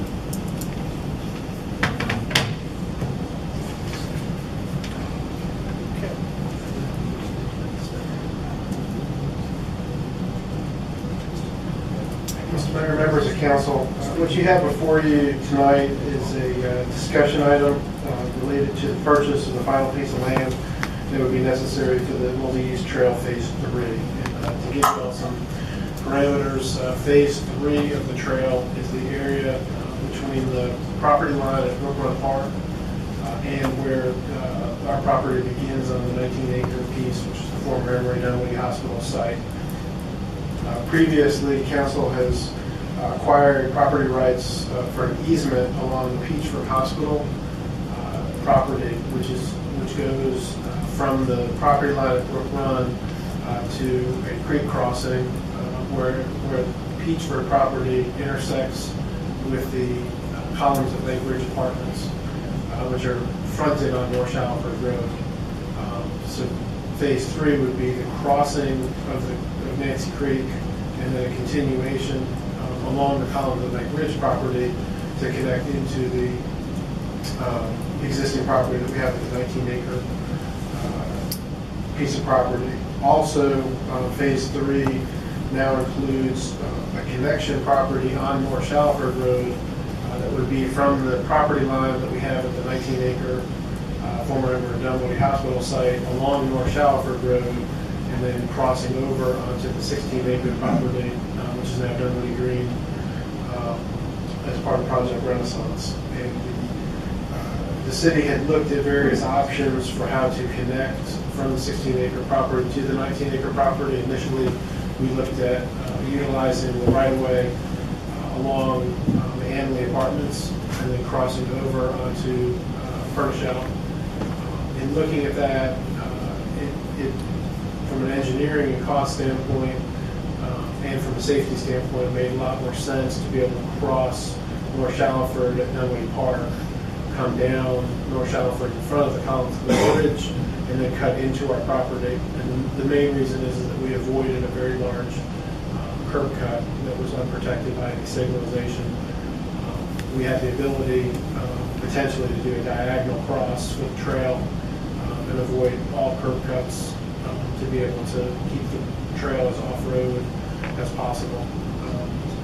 This particular acquisition is a little different than the Peachford in that it would be a property purchase as opposed to acquiring easement rights on the property. So in total, it's about 2.0025 acres of land. Purchase price that was negotiated was $30,000. The appraisal that was done on the property from a due diligence standpoint, we did it as is, based on market conditions, January 10th, 2014. The appraisal was at $65,000, so that no second appraisal was necessary because the property under contract would be under $500,000 in price. As you look at the maps on the property that we've included as part of the attachments, you'll see that, I apologize, let me grab the right document. I think the best way to look at it is in the attachments on the purchase and sale agreement. Sorry, let me pull up the exact one. It kind of shows you the delineation of the center line of the trail and the property. And what happened in this is that initially we were looking to acquire just enough land to be able to run a 50-foot construction easement on both sides of the center line of the trail, and then reduce that down to 25 feet on each side of the trail. When we were able to acquire this by property acquisition as compared to doing it by easement, it left an area adjacent to the trail and the property line, which would have created some subdivision issues. So we went back to the property owner to renegotiate, and they said at that point that they couldn't make use of the land because it would have been would have the trail in the way in between their property and this segment. So they included that within the purchase, and that's what got us up to the 2 acres of land at the same price. So I think it's a very good financial deal for the city. It provides everything that we need. As I've said before, ownership has its privileges versus easements. There's really no restrictions other than us utilizing the land for the purpose of the multi-use trail. But it provides easier use than easement. So I recommend approval. The progression of this would be on the 24th. We'll bring this back to you for approval of the purchase and sales agreement, and also approval of the mayor and the city manager to go ahead and execute any and all documents to complete the purchase. And the closing is scheduled at this point for March 31st. If the council so approves the transaction. Be happy to answer any questions that y'all may have. I'm sorry, let me add one more thing to the discussion that's pertinent too. As part of the agreement, we had the purchase price of the $30,000, but also the city has made certain commitments through the negotiations. And what those would include is some streetscape items on North Shalford to include fence, landscaping, and relocation of the sign. If you can vision that area, and we've got some visuals here as well. There are 2 signs on the property that would be impacted by by the construction one along North Shalford, and then there's one that's within the driveway cut with a series of flagpoles. So what the proposal is one of the signs we would be basically acquiring by the virtue of our property acquisition. So we've agreed that we would relocate that sign as we do the improvements. Relocation of that sign would also include a signage opportunity on their side for some directional signage for the trailway to be able to point which way the trail goes and brand it as part of the city of Dunwoody. The other sign would be taking the sign out of the center cut median and then putting two smaller signs along their driveway that would fit into the streetscaping. The fencing that we have there would match somewhat of what the existing fencing would be. And I would submit that the improvements that we are required to make regarding landscaping, fencing, would be improvements that I would recommend to the council anyway during the construction process to create that buffer between the apartment complex and the trail and the roadway and to beautify that area of North Shalford Road. So I don't have the exact costs for what those improvements will be at this point. They'll be included into the construction budget for the phase 3 improvements. But I don't believe marginally they'll be significantly more than what we would have spent anyway on that segment, except for the signage that we would have to replace that we're going to be basically taking over as part of the improvement anyway. So I think it's the right thing to do. In the back side, we've agreed to put a fence that would buffer the trail from the apartment complex. And that's for the safety and security of both parties. We would permit them to have a gate access from the apartment complex onto the trail. And again, I think that's a good thing, and that they would promote use of the trail, and it also is a great, convenient transportation option for the folks who live in that apartment complex to be able to jump on the trail on the backside of the property and get over to any of the parks conveniently. Now, kids or the adults in that complex really have to get in a car, drive all the way out to North Shalford, make a right on Peeler, go all the way down to North Peachtree and turn into Brook Run. They'd be able to easily get there off-road. So I think it's a really good improvement for the area as well. Happy to answer any questions over here. Warren, in your memo, the section of your memo that speaks of due diligence, there are 4 activities listed there. Number 1 is the survey, and it ends with there are no issues of concern related to the survey. 2 is the appraisal, that's straightforward.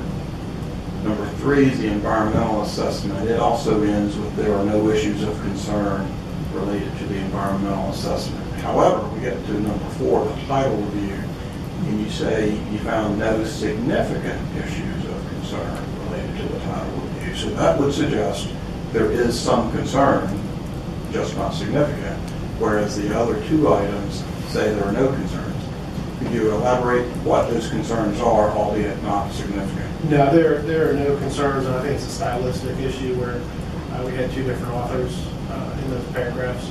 So it should be consistent to say that there are no issues of concern related to the title review. We found nothing that would in the title review that would be of any interest. So we should update that for the next. Yeah, we'll take care of that. No problem.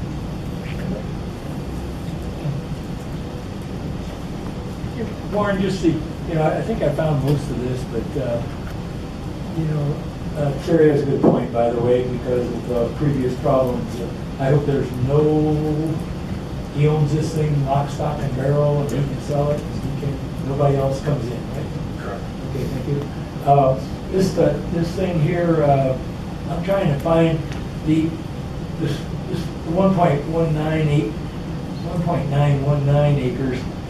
I see it here on this fancy little map, but I'm not totally sure where that's at.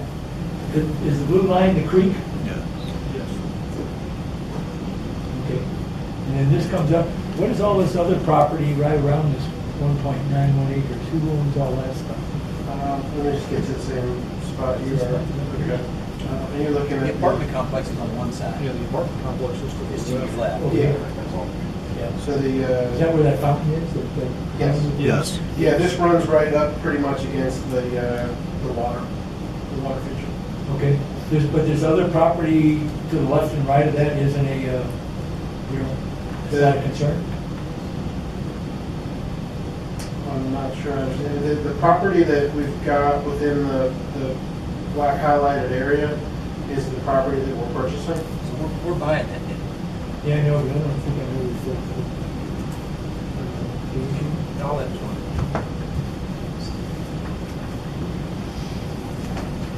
Well, that whole thing. Oh, okay, I thought it was just this little piece right here. It's 2 acres. Yeah, it's almost right. Might have been Okay, helpful. and the other one is over here where we cross the street. Is that correct? In the front of the complex. You cut the corner. Okay, where's Shallowford at? Okay. This is where Is the it trail maps? comes up and crosses. Oh, you found that. I thought I Okay. saw something here, like, it looked like that. Okay, I just didn't know where we were. I'm sorry, I'm not too good following what you're doing. But this is it right here. The trail comes up and goes along North Shallowford and then crosses right here. And it's this piece of property in gray. Add that to the 1.98.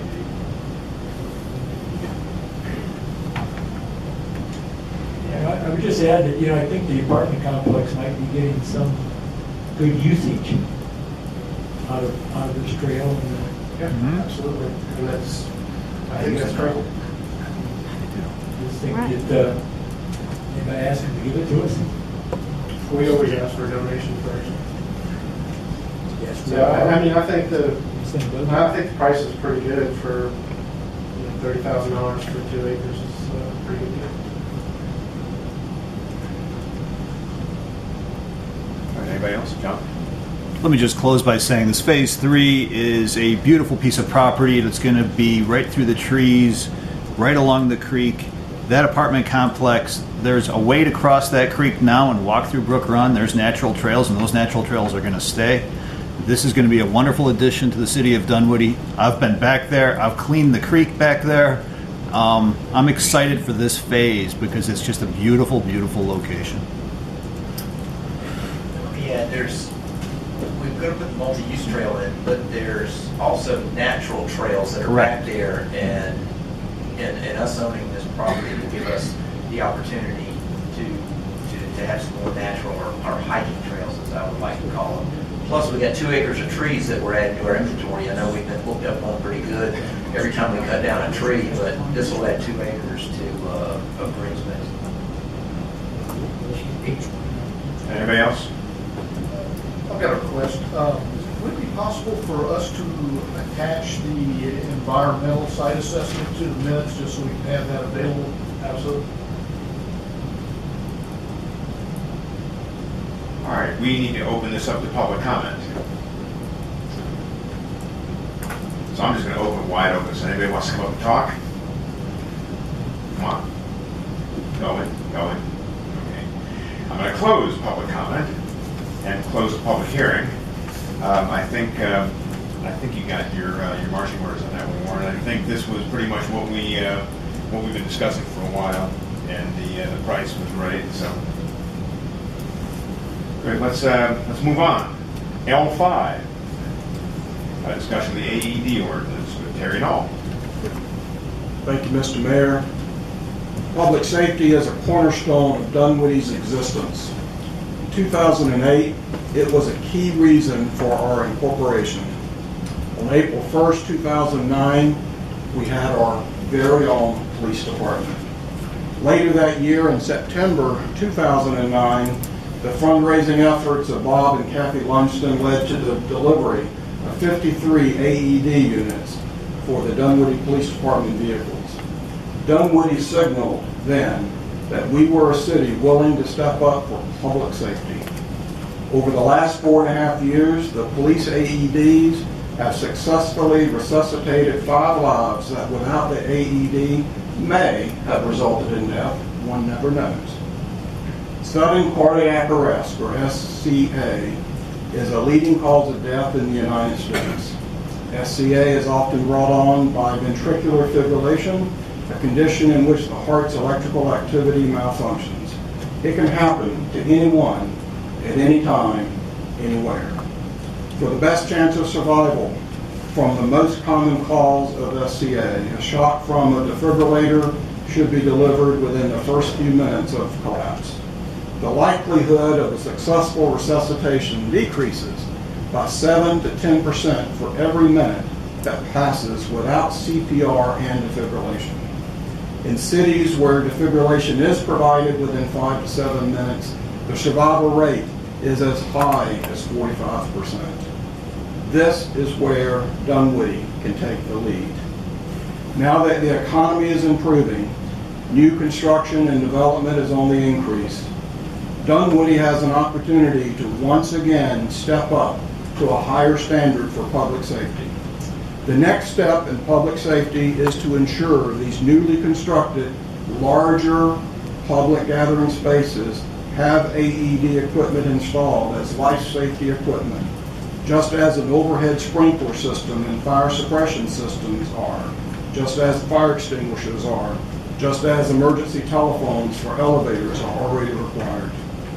Georgia has a number of statutes to promote the use of AEDs. One in particular says, quote, "It is the intent of the General Assembly that an automated external defibrillator may be used by any reason for the purpose of saving the life of another in cardiac arrest." We also have a Good Samaritan laws, and where part of the statute reads, "Any person who gratuitously and in good faith renders emergency care or treatment by the use of or provision of an automatic external defibrillator." The American Heart Association, and as you heard tonight, the American Red Cross, supports placing AEDs in targeted large public areas such as hotels, office complexes, sports fields and arenas, shopping malls, etc.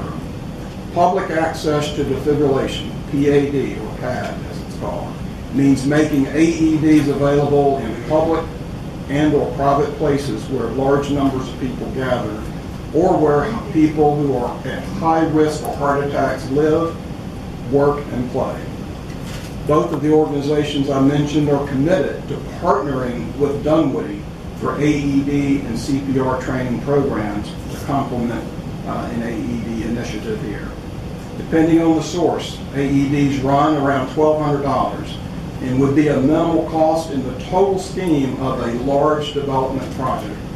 In my view, the key is to find the appropriate minimum size criteria for where an AED unit would be required for new construction or significant renovation.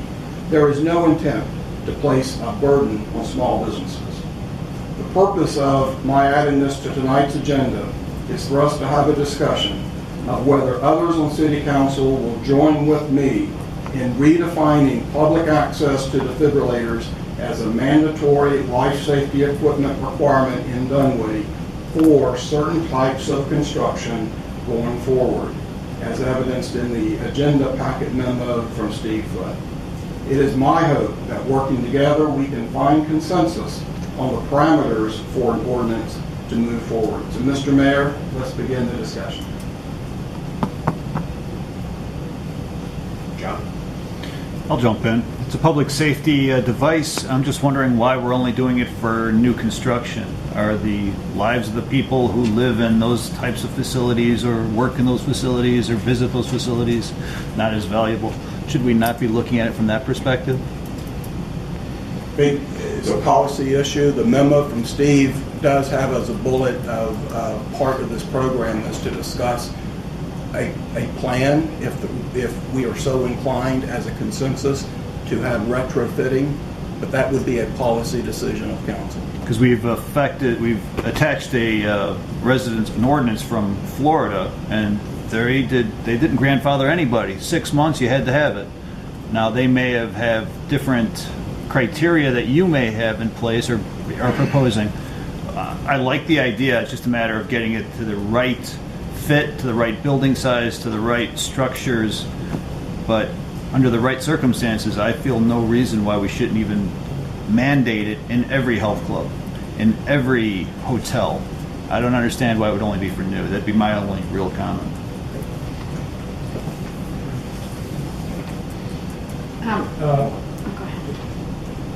Well, first of all, we got the trainers, you know, and Bob Dunstan isn't here tonight. Bob, you out there anyway? You know, he was the push behind us getting the AEDs in the police department. And for those of you who don't know this, members of the city council, I think, purchased the first one ever for a police car. Maybe the police did, chief, I don't know, but it was, we were right there, and we threw in our own money, and we bought a AED for one of the police cars. I think a couple things that I would like to see is maybe we need to talk to our representatives down under the Great Golden Dome and clear up the immunity issue. I read the immunity paper there that was written by our legal advisor, and it seemed to me like there was a couple of holes in it to me. So I think that would be some issue that it seems to me like would be a pretty quick cleanup issue down there at the fancy dome place. I think I would also like to hear input from the chamber. I would like to see their input put into what they have, and you know, finding what type of construction. I don't know. I guess best practices. I really don't have an idea on that, but I think it would be something I could sit down and probably figure out fairly quick. John, on your input, you know, I know where you're coming from. I would just tell you, you know, we have a thing here about just to give you an idea, smoke and fire alarms. If you're got them in your house right now, you don't have to do anything about it. You know, whether they can be battery operated or what. But I can tell you, if you do a major renovation, I can tell you from personal experience, you have to retrofit your house to have direct electrical power backed up by battery now with fire extinguishers in every room. And I was one of the guys that, you know, got caught with that when we redid our basement. So I don't know, maybe that would be a compromise or something when any type of, you know, renovation, a major renovation is done, then maybe something like that. But I don't know, you know, the businesses have been there. I don't know. I just think that's something we maybe want to discuss. Thank you. Denny, I hear you on that renovation aspect, but it would really be putting 4 screws into the wall, hanging a box, and putting the device onto the wall. When it comes to a large facility, let's say a large grocery store, if they're not required to have them, maybe they should. That's all. That's only where I'm coming from. I should know this, but do we have AEDs at all our public facilities? Do we have them at the Cultural Arts Center, at Brook Run Park? I think the Nature Center has one. Dunwoody Senior Baseball, do we have them at all our? It's mandated that you have an AED in every high school in the state of Georgia. But in those aren't in the city properties. City properties. I know we have one at City Hall. Okay, that's one. And I have to check on the others. Okay, because we need to take care of our own house first. Agreed. I don't know how it works in parks, but I suspect there's a way to do it. Because it seems to me that it's somewhat wrong to force the private sector to do what the public sector hasn't done, and they're not a big expense, and so I'd like that answer. I think the key here, you know, I think the key here is relative to size and practicality of, and I would love examples of how these in big office complexes, because I'm envisioning the future of Dunwoody where we have 30-story office buildings perhaps, and how one AED, you know what I'm saying, like what you legislate and what you don't. Do you legislate where they put it? Can they put it in the janitor's closet?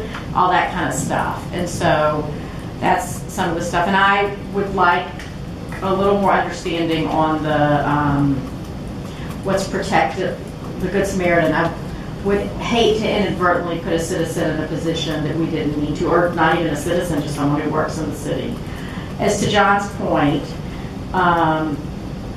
you know, it's usually you have a carrot and a stick kind of thing, and I don't know what you do for existing businesses, except for maybe if we're putting in so many, there's a discount.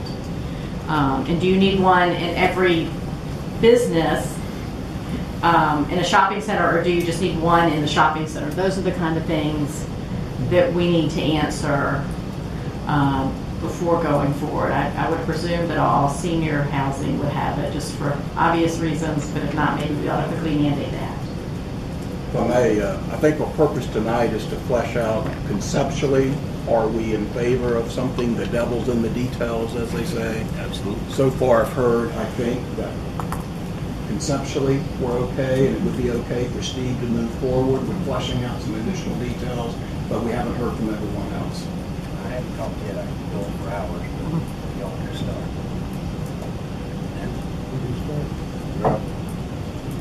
This is a hard issue for me. Usually I can look at an issue and make a decision in about a half a second. This is one where I am a firm believer that AEDs are lifesavers. They're important, they're important in our businesses and our government and, nonprofits, all those sort of things. But it's not as simple as let's pass an ordinance, require a business to hang an AED on the wall, pat ourselves on the back, get an award and roll on. It doesn't work like that. AEDs are medical devices. It requires proper training. It requires a physician's oversight. Yeah, the AED companies will tell you that's very easy because they sell them and they can get you to the doctor to get the prescriptions, but they're not cheap. Your minimum cost, you're looking at $1,000, depending upon what manufacturer you use. They're not cheap to maintain. The batteries run a couple of $100. They got to be replaced every year. 2 years. Training is the main thing. If you've got somebody that goes into sudden cardiac arrest and there sits the AED and everybody sits around and looks at it, it doesn't help you. So really, a public access defibrillation program, the main component is having folks trained. So do we go to a system where we require that our businesses put in the AEDs with physicians' oversight, maintain them properly, and train their employees? Do we want to go that far in regulating our businesses? I have a problem with that, although I do agree that they're lifesavers. So that's why this is a tough one for me. But what I don't want us to do is just go, you got to throw them on the wall, and that's all that's required. I think we've got some unintended consequences if that's all we do. Again, I don't know where this is heading, but I urge us to travel slowly and make sure that we get everything answered as time goes on. I'm going to scare you, Doug. I was trained on how to use one of these as an airline pilot. So if you go down, I'm going to be right there with that big shooting shot. All right. I'm a goner. And then there's mouth to mouth. But I'll take the AED over the CPR. We're not going to get that, don't worry. You might get one of these in the chest. That's about it. Just let me go. Yeah, I'm going to pipe in. I'm just flat against making this mandatory. I'm all for voluntary, companies voluntarily doing this, but I would vote against anything that was mandatory in any form or fashion for any size business. Can I ask a question? Sorry, Jimmy, I haven't spoken. Go ahead. I think I'll echo Mike and Doug on this. I like the idea. I like businesses having them. I think more businesses ought to have them, but I'm nervous about requiring it for any number of philosophical and practical reasons. Can I ask a question which is going to show my ignorance? But on TV, they always look like you take them out and it talks to you. It does. So the idea that you're going to put one in an office building and count on someone having training to use it is counter of what I thought the purpose of them was. I thought the purpose of them was to be used by someone, whoever can, I thought you open it up and it talks to you and it tells you what to do. Lynn, let me read you some statistics on that very point. This is from the Sudden Cardiac Arrest Foundation. Okay. 86% would not feel comfortable using an AED during an emergency such as cardiac arrest. 88% have not received training in the proper use of workplace AEDs. And again, that gets into the situation of how gutsy are you. Some guy falls out and they go, he needs an AED, and if you just go, I ain't doing nothing, that doesn't get you anywhere. But you are right. With minimal training, you can use an AED. But the first time, but I'd hate to be the first time when there's a dude laying there. But with a small amount of training, they really are. They will talk you through it. You got to get the pads on and all this sort of things. But you can do it. But the main thing is training. It's like everything else. If somebody says check your oil, and you go, well, I don't know where the dipstick is, then it's not going to get checked very efficiently. But if you know how to do it, it's a very simple process. So just again, keep that in mind. But training again is the key. It's not sticking them on the wall and patting ourselves on the back. Okay, so my idea about putting a Brookline Park. Here. Let me just. Right. AEDs are very expensive, and they need to be, kept out of weather kind of thing. Right. But they need to be accessible. So at Brook Run Park, you just can't leave one there at the playground. Otherwise, it won't be there in a month. Right. Correspondingly, you can't lock it up because then you can't get to it. So it's tough, unless you've got the right facilities. Maybe it's at a restroom or something.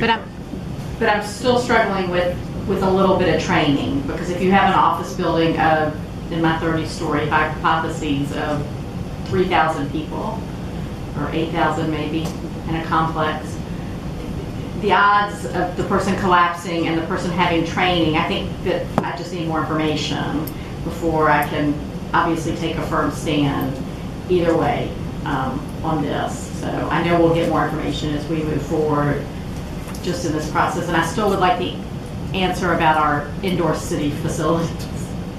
Perhaps with the AEDs, and I do think for some reason I think Dunwoody seniors might have one. They should. So, but they have a place, indoors. All right, thanks. All right, all set. Clear as mud.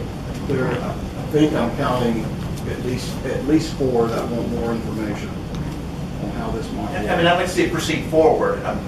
Again, the devil's in the details. Right. Okay. So I think that's what we need. So I just want to, do y'all want to proceed with additional discussion item or a first read? Discussion. Okay. Basically, it's the implementation aspect and how it would be going forward at the education aspect, the different steps that we would go forward with. I mean, the ordinance is going to be pretty straightforward. Either it's existing, non-existing, whatever it is, but it's the education piece. The implementation is really the details I'd be more interested in. I think we understand where y'all need this and gaps. Thanks. Thank you. Thank you, Mayor. All right, let's move on to L6, a discussion of standby stormwater repair unit price contract. The unit price contract for on-call stormwater repair services. We have our daily maintenance, stormwater maintenance crew that does minor repairs and cleaning of our stormwater system. But this is for larger projects, pipe replacements, structure repairs and replacements. And so we did this contract 2 years ago. It was a 1 year with a 1 year renewal. It was, I think it's been very successful. It allows us to have pre-qualified contractors that we can go to quickly and get them on site to do the repairs. So the contract is expiring, and we have recently advertised a new bid, very similar to the first, with a number of line items of different unit prices. And we had 6 firms or 6 contractors submit bids, and we are recommending 4 of those contractors be put on an on-call contract. 2 of those are what we would call traditional contractors. They can do the excavation, actually dig up the pipe and replace it. And then 2 of the contractors specialize in lining. The 2 lining contractors that we're recommending are Lane and Inland and IPR Southeast Inland.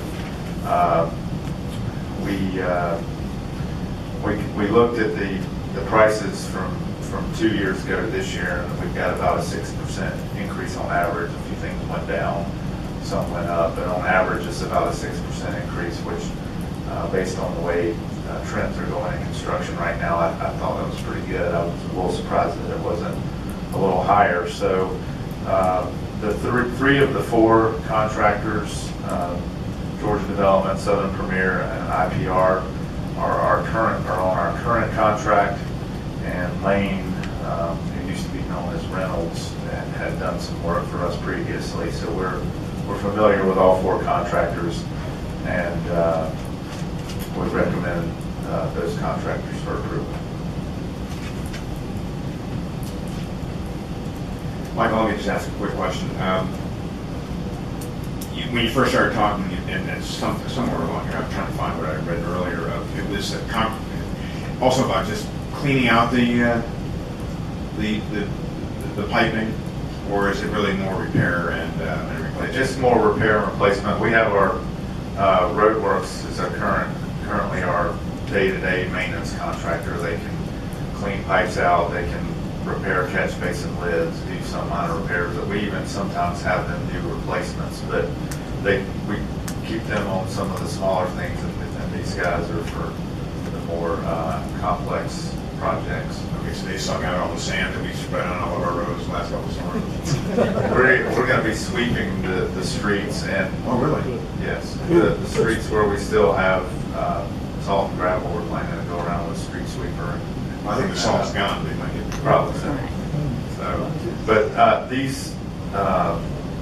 these contractors can also clean the pipes, and sometimes they will do that ahead of a videoing or repairing a pipe.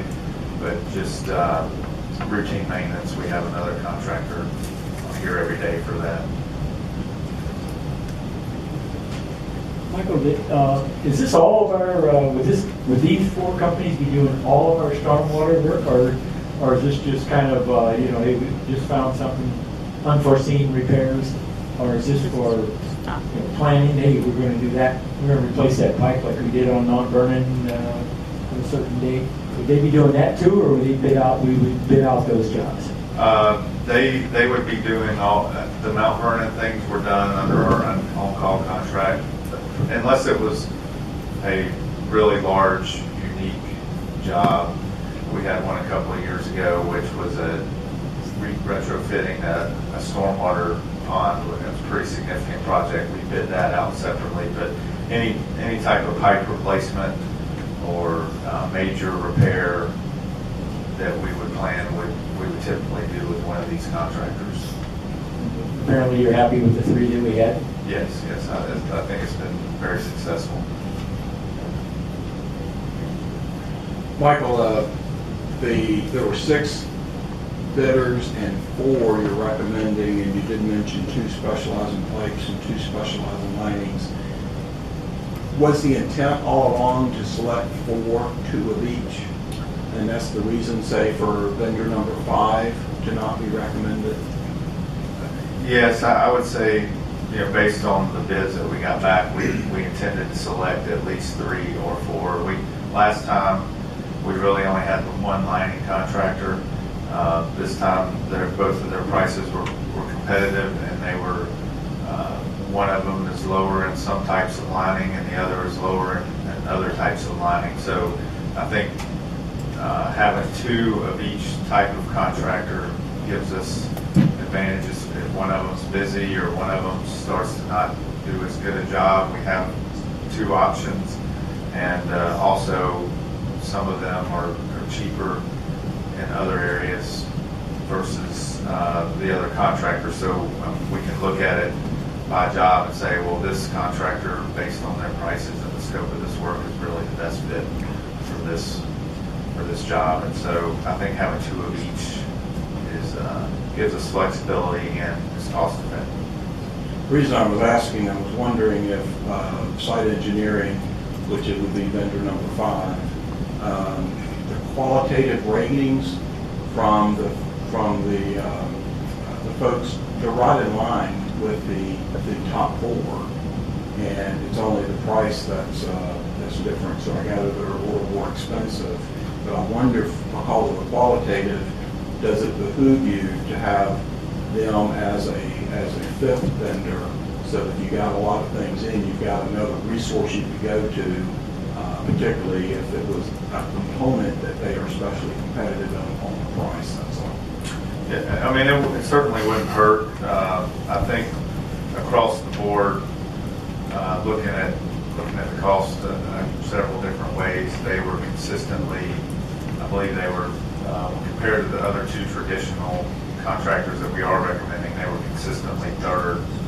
So we just, we looked at it and said, we'll take the top two, but I mean, there's no harm in adding a third one. There's no cost to have them as an approved contractor, and then you negotiate or you engage them for only where they're competitive. That's right. I mean, it's kind of a license to hunt, really, for them. I mean, it gets them the opportunity to get work, but it doesn't guarantee them anything, and we don't pay them anything unless we engage them. Anybody else?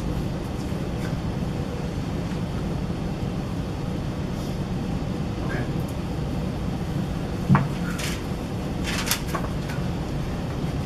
All right, let's move on to Chris Pike, discussion of the final 2013 annual budget amendment. Good evening and thank you. As mentioned a couple times prior to tonight's meeting, I said this amendment would eventually come before you. It did take some time to compile and put together, but I think I've got a good inventory of the items that needed to be captured into our 2013 budget based on events that occurred during 2013 as well as council actions that took place during 2013. I've listed each of those in the memo, and with the exception of that last item that I discussed in the paragraph regarding the multi-use trail, most of them should be pretty straightforward. I will be glad to answer any questions you have regarding those and explore any options you may want to consider. Your memo was very well written, thank you, so no questions.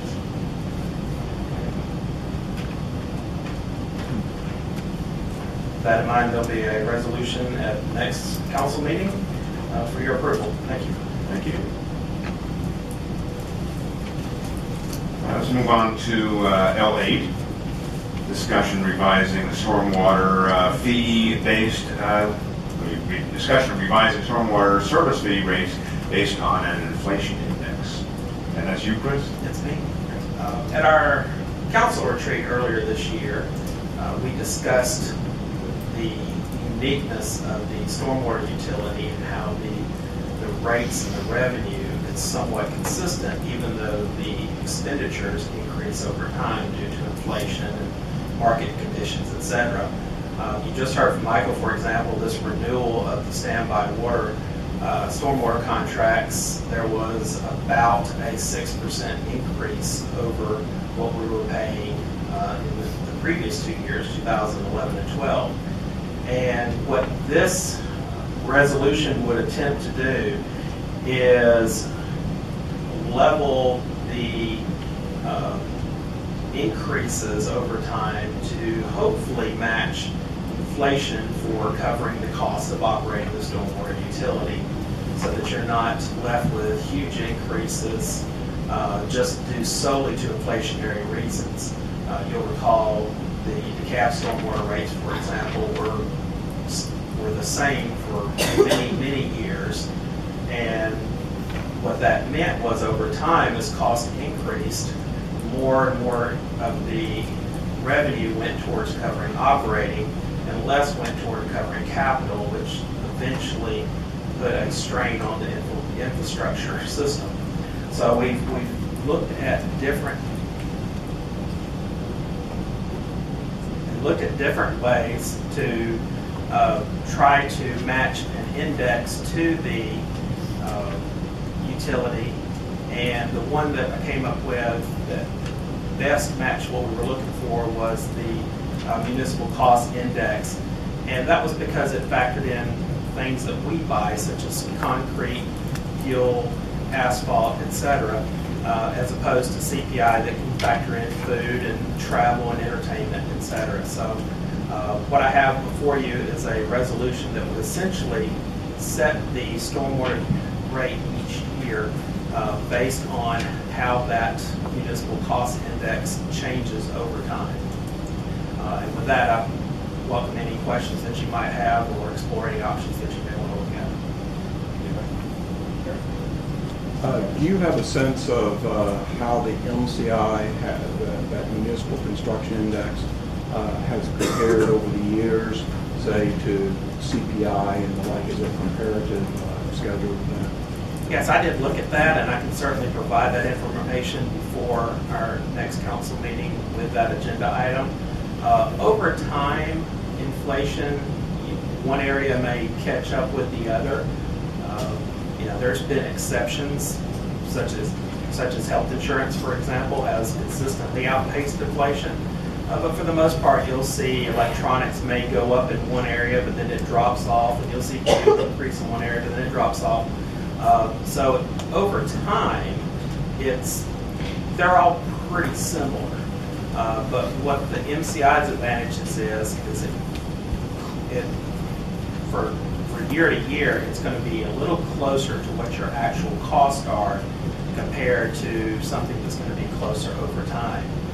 What I noticed back in the mid-2000s, 2005, 6, and 8, 7, that China was acquiring a lot of steel and copper and concrete, and we were seeing huge increases in those areas right about the time that technology costs were dropping tremendously.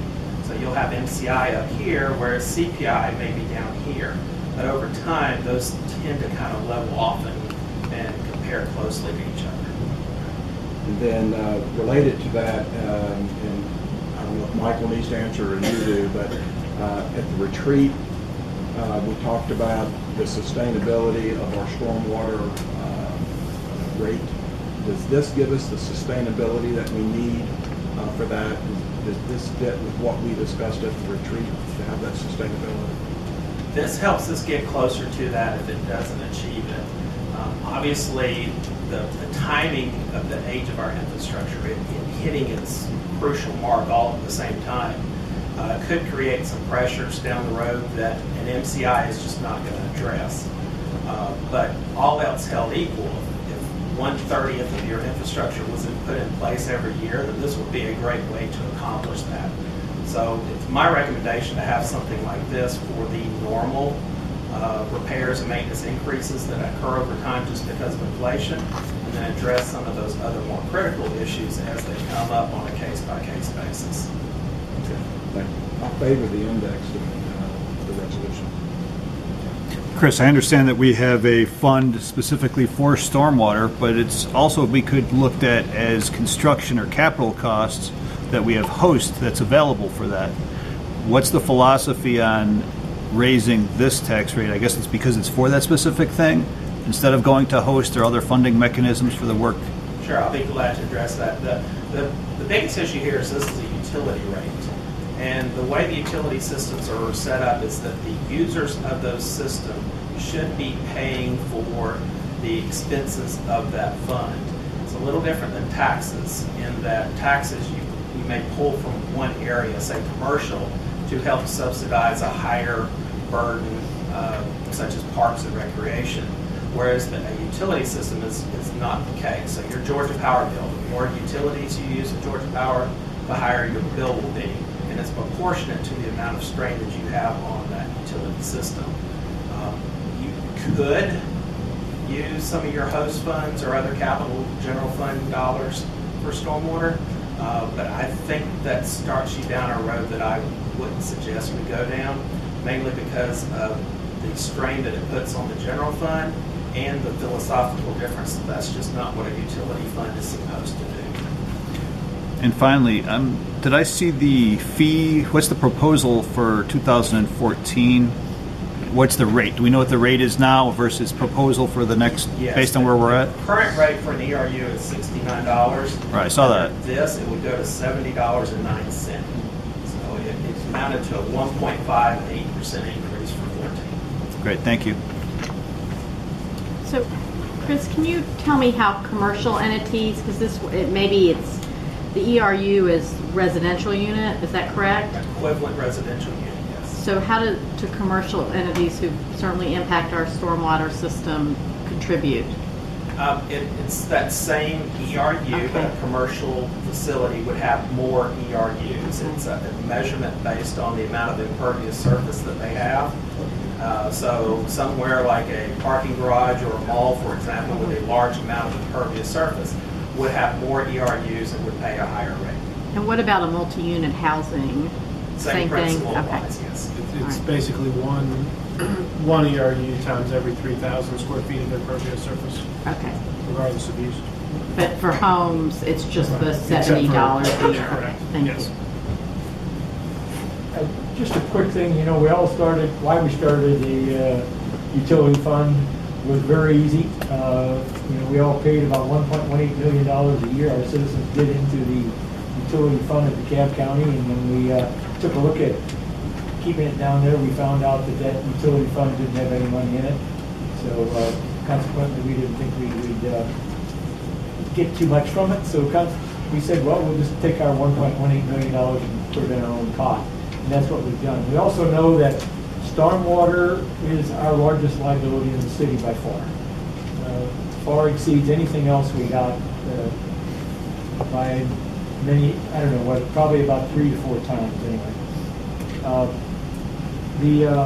Let's face it, it's called a stormwater fee, but really, it's a tax.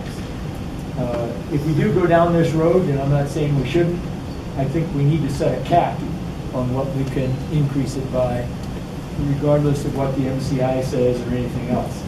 I wouldn't be in favor of just an unlimited cap. If you go back to the days of the early 1980s when those rates went up 13% a year, and I just don't think that's something that we want to handle. I don't want to handle it personally.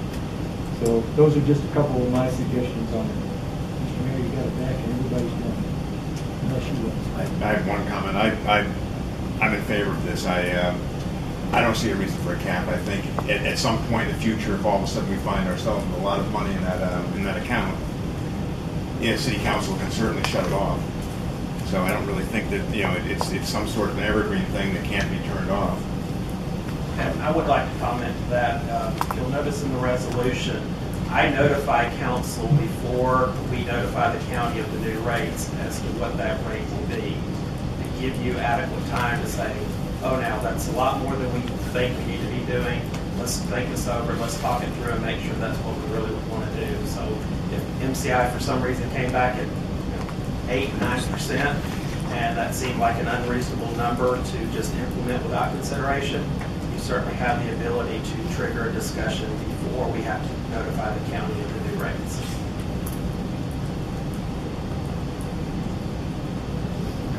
Thanks, Chris.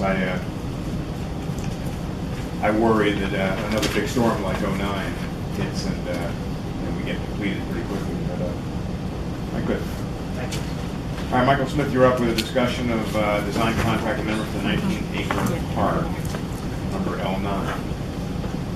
Okay, the project history and background is in the memo there. I won't go through all the details there, but what's before you is a contract amendment for design services for Project Renaissance. This would be to complete final design and construction documents on the 19-acre or the 5-acre park on the 19-acre parcel. The amendment would be for $28,662 and change. There's 3 primary areas that this amendment addresses. One is that the original proposal assumed a 6-month construction schedule for the projects on the 16-acre site. That was before we had any design or budget bidding. Actually had a contractor on board. When the contract was bid, the contractor's original schedule was closer to 9 months, and then with all the rain we had last year, they're really pushing 12 months on the construction. So there was additional effort in construction administration on phase 1. There's also some cost for the original proposal assumed 2 public meetings and a council presentation, which we completed in 2012, and then this fall we came back to council with the final concepts, and we had another series of meetings. We had a public meeting and 3 council meetings, 3 additional council meetings.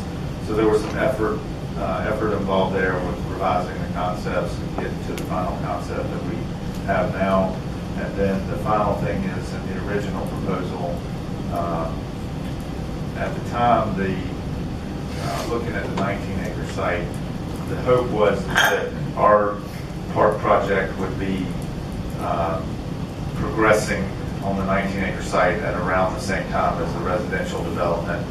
We're actually going to be ready to go a little sooner than they are. We had hoped if those moved together that we could kind of piggyback on the residential development's hydrology study and not have to complete our own, but we're going to be ready to have our permit and go to construction before that happens. So we need to have our consultant go ahead and complete the hydrology study for the 5-acre park. So that's it in a nutshell. We do have representatives here from Kinley one tonight if you have any questions about the project or any other specifics that I can't answer. A couple of questions, Michael. Tell me what Kinley Horn does, and specifically, how does a construction delay, either due to rain or because the bids came in longer? Because at the beginning of the memo, it says that Kinley Horn was, let's see, I'm going to say it's the second paragraph on the background. It says the contract was for concept design and construction document preparation for projects in Renaissance. So if that's what they were hired to do, why would it matter if the project took 6 months, 9 months, or 12 months if they're doing the design and construction documents? There's most of the times with a construction project, there also will be after construction documents are prepared, there's a construction administration where the designer stays involved in the project through construction to answer questions about the design, make site visits, make sure that the construction is being carried out and consistent with the design documents. And so a lot of times that phase is contingent on the contractor's schedule. And so in the proposal, it was very specific that they assumed, not knowing what the schedule would be, they assumed 2 site visits per month for 6 months. And so that's how they kind of arrived at their fee for the construction administration. One thing I included in the memo here is that rather than try to guess at it for the 5-acre park, at this time, we will bring back for phase 2, we'll bring back the construction administration piece with the construction contract award when y'all review that, and at that point we'll know what the contractor's anticipated schedule is and the overall project budget, and do all that at one time. And then the second question is regarding item 3 about the hydrology study. And this might be a question more for Warren. I thought, and I meant to go back and dig through the Renaissance documents, but I thought our contract on the Renaissance for both 16 and 19 acres was that we had to have the parks completed by a certain date, which was before the Wheeling construction would have gone. And am I remembering that correctly, that we had an advance date to have the park completed, or am I just totally incorrect on that? No, you're correct. We did have a date that we're required to complete the parks by within the contract. We've adjusted that, and we did the amendment for the 16-acre based on the 100 days of rain that we've had through the construction process by mutual agreement. And then we also shifted the strategy from the development agreement on completing both parks all together at the same time. On the 19-acre, I believe there is a requirement in there as to when we have to complete our improvements, but I don't know that off the top of my head. I guess it's in the development agreement. The question I guess that was leading to is how did we end up with a hydrology study that we were going to piggyback on the one if we needed to have the parks done by a certain advance date? It seems like that would have necessitated our own hydrology study with that. I guess, again, I'm calling it from memory. I don't believe that there's a requirement in there that the parks be completed ahead of the homes. There's just a date certain by which the park needed to be completed by. Thank you. And I'll just add to that too. We're not relieving Wheeling of any responsibility. They're still going to have to prepare their own hydrology study. It's just, we're going to do our own for the park, and they're going to do their own for their development. Thank you.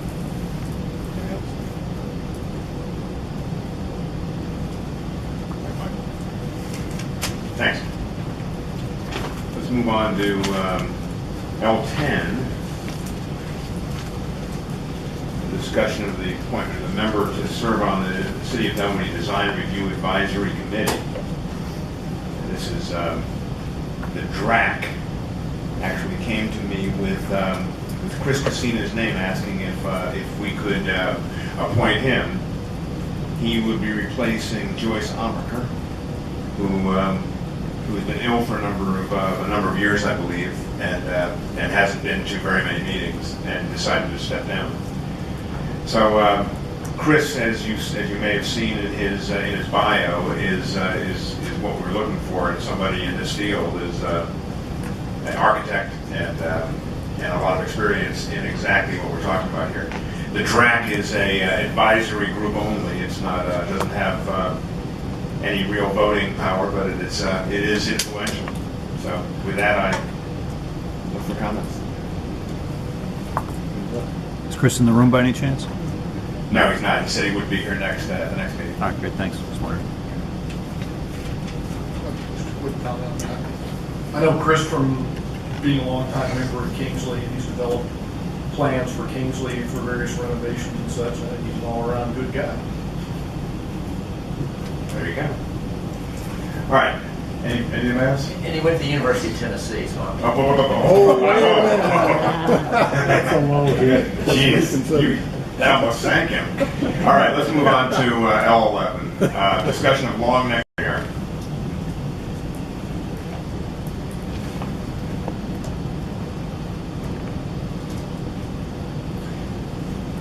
Thank you, Mayor.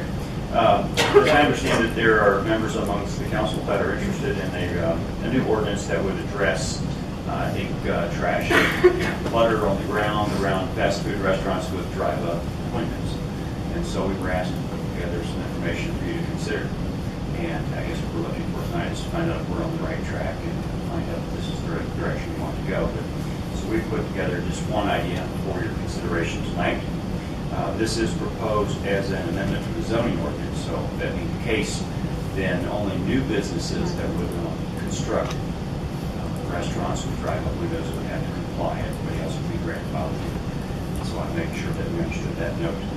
I know that from a personal experience, we all go through drive-through restaurants, and certainly there are times when you think, especially on a trip, gee, I'd love to get rid of this trash that we have from the last place we stopped, and sometimes there isn't a place to get rid of it, so you just have to keep it in the car for a while. But and I guess that you didn't ask me, but I think you do see trash when you go through places like a drive-up window. But you see the trash, just my 2 cents, I guess. I think you'll see some trash, and you'll have to have an effort by the owner or the manager to clean up that area, whether you have one of these trash cans or whether you don't. I know that people will maybe throw trash toward the trash can and won't make it into the long neck, and they're unlikely to get out of their car and go pick it up. But we're just trying to propose this for your consideration. We'll write it in a manner that is to your liking. But those are some observations I've had in my years of driving through drive-thrus. But so yeah, we're open to feedback and information. We appreciate it. Thank you. When is your baby? Yeah. So when I asked for this, I did it because to keep it clean and beautiful. Was trying to figure out how to do it from the county perspective, because fast food restaurants do generate more than their probably fair share of trash, if there was a way to measure such a thing.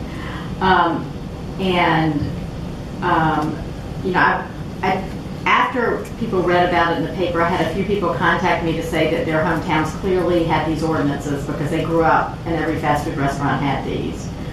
It'd be interesting to know if there's a way we could quantify it, Steve, with looking at cities that have such ordinances. I don't know if y'all found any.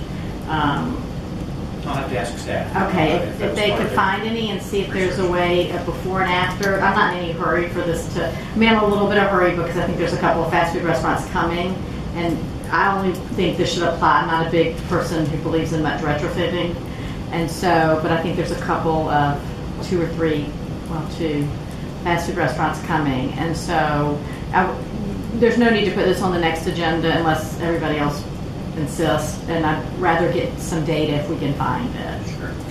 If you happen to learn where I'll those send other you- communities yeah, I are, will send it to you. reference, that'd be great. Appreciate that. Thank you.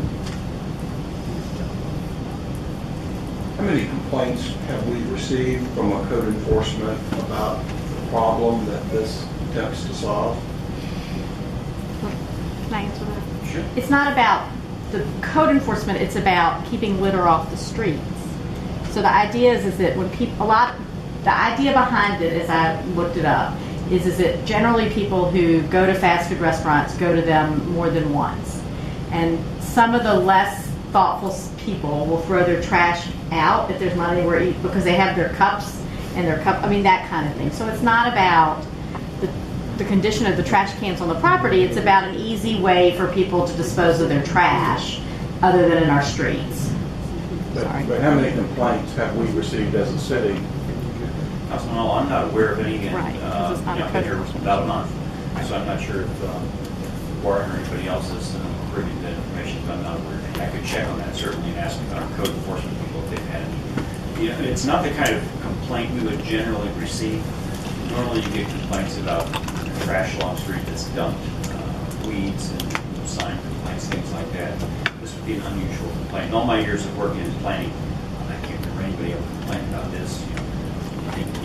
My personal experience, if I'm going through a drive-through and I've noticed a bunch of trash, I probably tell them, well, I have in the past told people that there's a large bag of trash down there, and they usually send somebody right out to clean it up, so just not concerned. I think you'll find in Dunwoody, getting a complaint is not a hard thing to do.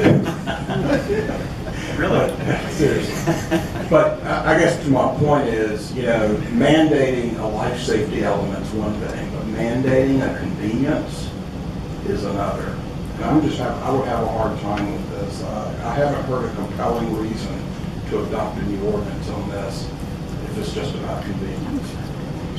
One other thing that I thought about, and again, I'd like to do some more research, and I didn't do it personally, but some staff did look at this, is I know it mentions today a 45-gallon container, and when I think of 45-gallon containers, I think of the oil drums you might see in front of, I won't name any auto parts stores, but sometimes they have them out front, and they're just the big can without the lid, a plastic bag. And so, again, if we're concerned about what the area looks like, we probably would have some interest in what these cans might look like as well. Yes, that would give some interest to you. Garbage cans in the PCID. Something to track. We do. I believe we mandate certain styles of trash containers in the PCID, right? In the village? Yeah, along the public right away, I think, is where we mandate design standards for streetscape purposes, All not right, so- necessarily on private property in the back. So there is some history of us mandating or regulating trash receptacles already, I believe. Yeah, on the public right away.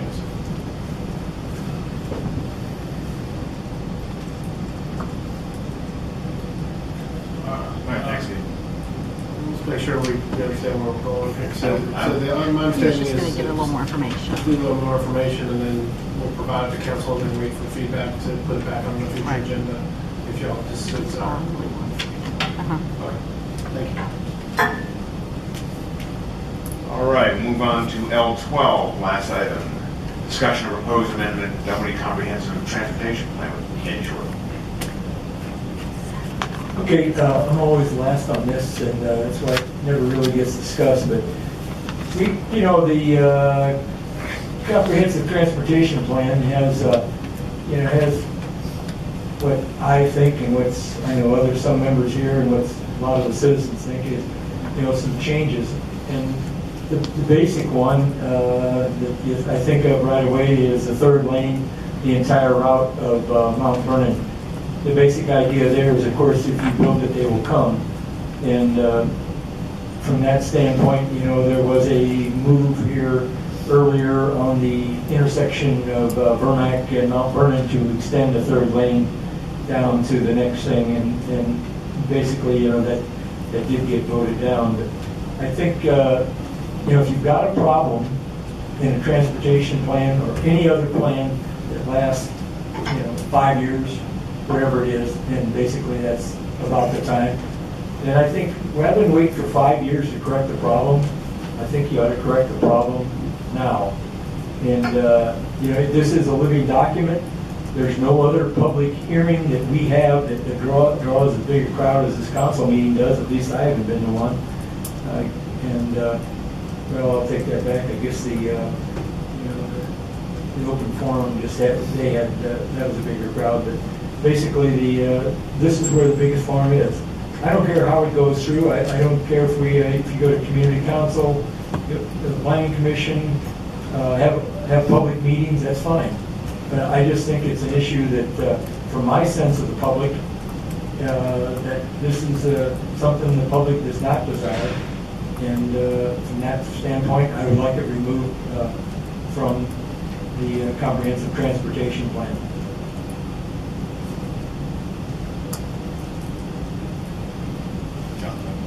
I understand where Denny's coming from in the sense that this item was well vetted within the last year. We discussed it in quite a bit of length. I'm fine with removing the center lane out of the transportation plan. Is right now the right time to do it? Tell me when is. Is 5 years from now? I mean, I trust that council will do the same thing as this council and follow the wills of the community. Right now, we had the ability to put in that middle lane, and we decided to go against our own transportation plan. So maybe now is the time to modify that transportation plan, do a few meetings, verify that we are on the right track to go forward with the modification, and then make the change. I have no problem doing it now, but I also trust that myself and the members of this council won't be putting in or constructing a middle lane down Mount Vernon either. So, again, I could easily go forward with the change now. So, I didn't support the middle lane. I'm not going to support a middle lane. The problem with Denny I see is that if we open this up now, it allows, really and truly, you almost have to allow a rehash of the whole transportation plan. John, too. I mean, you have to, so if I'm on, I'm not going to name any streets, but if I'm on X street and the transportation plan says add a left turn lane, and I don't want it, I'm going to ask the council why we can't reconsider that too. So I think don't we do the transportation plans every 5 years? How often do you, Yeah, there's no set time period, but typically, somewhere around the 5 to 10 year mark. And how old is this one? 3 years, 4 years. We actually had consensus at the retreat when we were 3 years. Right. Our minutes were very clear. Right. And so the struggle I have isn't what this council isn't going to, the majority of this council doesn't support the center lane.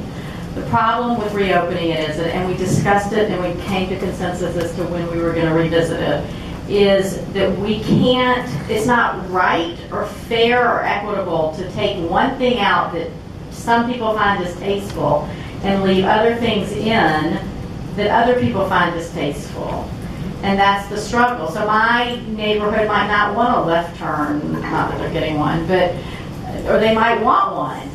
And you open it up for one change, you're obligated to the citizenry, in my perspective, to open it up for all change, which is why I thought we had some kind of consensus at the retreat to visit this as a document, because that's what it is. It's a document. It's a policy document. This council could take it out. There could be outcry in the streets. The next election, the majority of the council could be elected that supported it, and they could put it right back in. So it seems to me that we have to do these things in an orderly manner to be fair. Otherwise, the people that don't want a left turn, don't want us to take their land to expand a road, et cetera, et cetera, et cetera, are going to show up in mass and demand the changes, and then we're not going to have a plan at all. Lynn, I agree with you. At the retreat, and this is right in our minutes, that staff will budget and plan for a formal community-based update to the comprehensive transportation plan in 2016. We as a body already agreed to that. It's been about 45 days ago, and here we are putting it on the agenda again for discussion. I think we stick to what we said we would do at that retreat.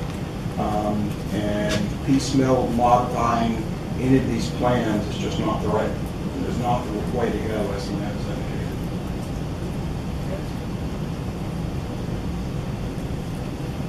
Yeah, I went back and checked the retreat, and the retreat, this item came up the last at about, 5 o'clock, I guess, that night, and there isn't any verbal there. I was looking for that, because I don't remember 2016 being mentioned at all. Could have been, but I don't remember it. And where did 2016 come out? Warren just said 5 to 10 years. Again, my theory is that it's, if you got something wrong, correct it. Why live with it? And so, therefore, as far as I'm concerned, if there's a second on it, I think let y'all vote it down. I just can't imagine, and I do not believe, Lynn, that there's going to be people coming out of the woodwork for everything. If this is a common core issue in the city. If you put this up for a vote tomorrow morning in the city, you'll find probably 75-80% are going to vote to get rid of it. That's a pretty high majority. And I just ran an election and beat on a lot of doors.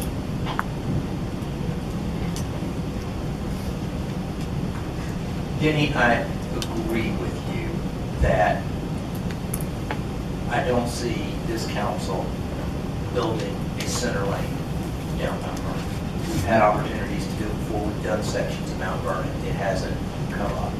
Do I think it's something we need to look at when we revise the transportation master plan? I do. I suspect that the next transportation master plan may be different. But I respect the process. And probably why I'm so adamant on this is I served on the comprehensive land use plan. We had 22 meetings. That thing was probably 300 or 400 pages long, and I read every one of them. We spent lots of nights arguing and debating and compromising before it went full cycle through council. There were many debates, discussions, community meetings, all those sorts of things to get it to the end. I can't imagine if that would have passed council and one of the council members would have said, I just want to change one thing when we went through that lengthy of a process to get it done. There is a comprehensive land use plan, a transportation plan, a Georgetown plan, a Dunwoody Village plan, and a parks plan. All of those plans are several hundred pages, and all of them went through a lengthy review process. Do I agree with everything that's in those plans? No. Nope. I can guarantee you that every one of us could read every plan and find something in there we don't like. If you bring that up, there's a passion issue for me. I'd love to see ball fields in the Brackett Brook Run. It's not in the plan. But if we can get it done on one, let's just start teeing it up and throw our little pet projects out there. But I won't do that to you because I respect the process that took the entire community to come through. You got to remember, when we do these things, we hire a consultant. We put out an RFP. We evaluate the bidders. We pick the best one. We go through the community input. We usually have we always have a sounding board or a review board that goes through it. A lot of public comment, then it goes full cycle through our own government, and then we get to the vote of council. And I just don't think it's something we need to be getting to the end and going, I don't like that. Especially on something like that when you know how that would get voted. If there was a plan that came tomorrow, if Michael Smith came up here and goes, I got a great idea, we're going to put a center lane down Mount Vernon, it wouldn't get a vote up here. So, but I think the consensus of council would be to shoot that down. So anyway, I agree with your premise, but I think you're just putting a slap in the face of everybody that goes through all the process to get these plans done and put in place. There's a process. We'll go through it again. Plans will be revised. I suspect that Mount Vernon will look different in the next plan. But I just don't think now's the time to start going through it. But if you do, I got my list too, and and there's a lot of things in a lot of those plans I don't like, but I just don't think it's the appropriate thing to start to get into. Well, now that I've been threatened, I won't do that. Okay, it's the CULP, the comprehensive land use plan, you know, when that came from the council, we made a lot of changes on that before we voted on it. I'm still upset. But you wanted a 6-story building in Dunwoody Village, you know. But, okay, I understand, I see it. And by the way, I think, you know, I'm not by myself on this one, so we'll move on. All right, let's move on. I think the reason it came up last at the retreat was none of us wanted to talk about it. Any other business? Any other business? Initiation of text amendments? Public comment sharing? Mayor and council closing comments? Marty, you're in? Public comment? May I have one? A card. Run fast. You can have to Because I ran up, because I was not good enough, I ran up for my 3 minutes. I just want to further, Michael Harrison, Council Quality, really further offer anything we can do to help in the process. If you look at this code change, we routinely do this with cities and counties around any expertise we can bring to the table to be helpful along with your citizens, along with you guys and your staff. Be happy to do that. So please let us know, talk to the planning director about that. So just let you know we're here to be of assistance anyway. Thank you. All right, thanks. Any other public comment? Okay. Mayor and council closing comments. You're in, Doug? None.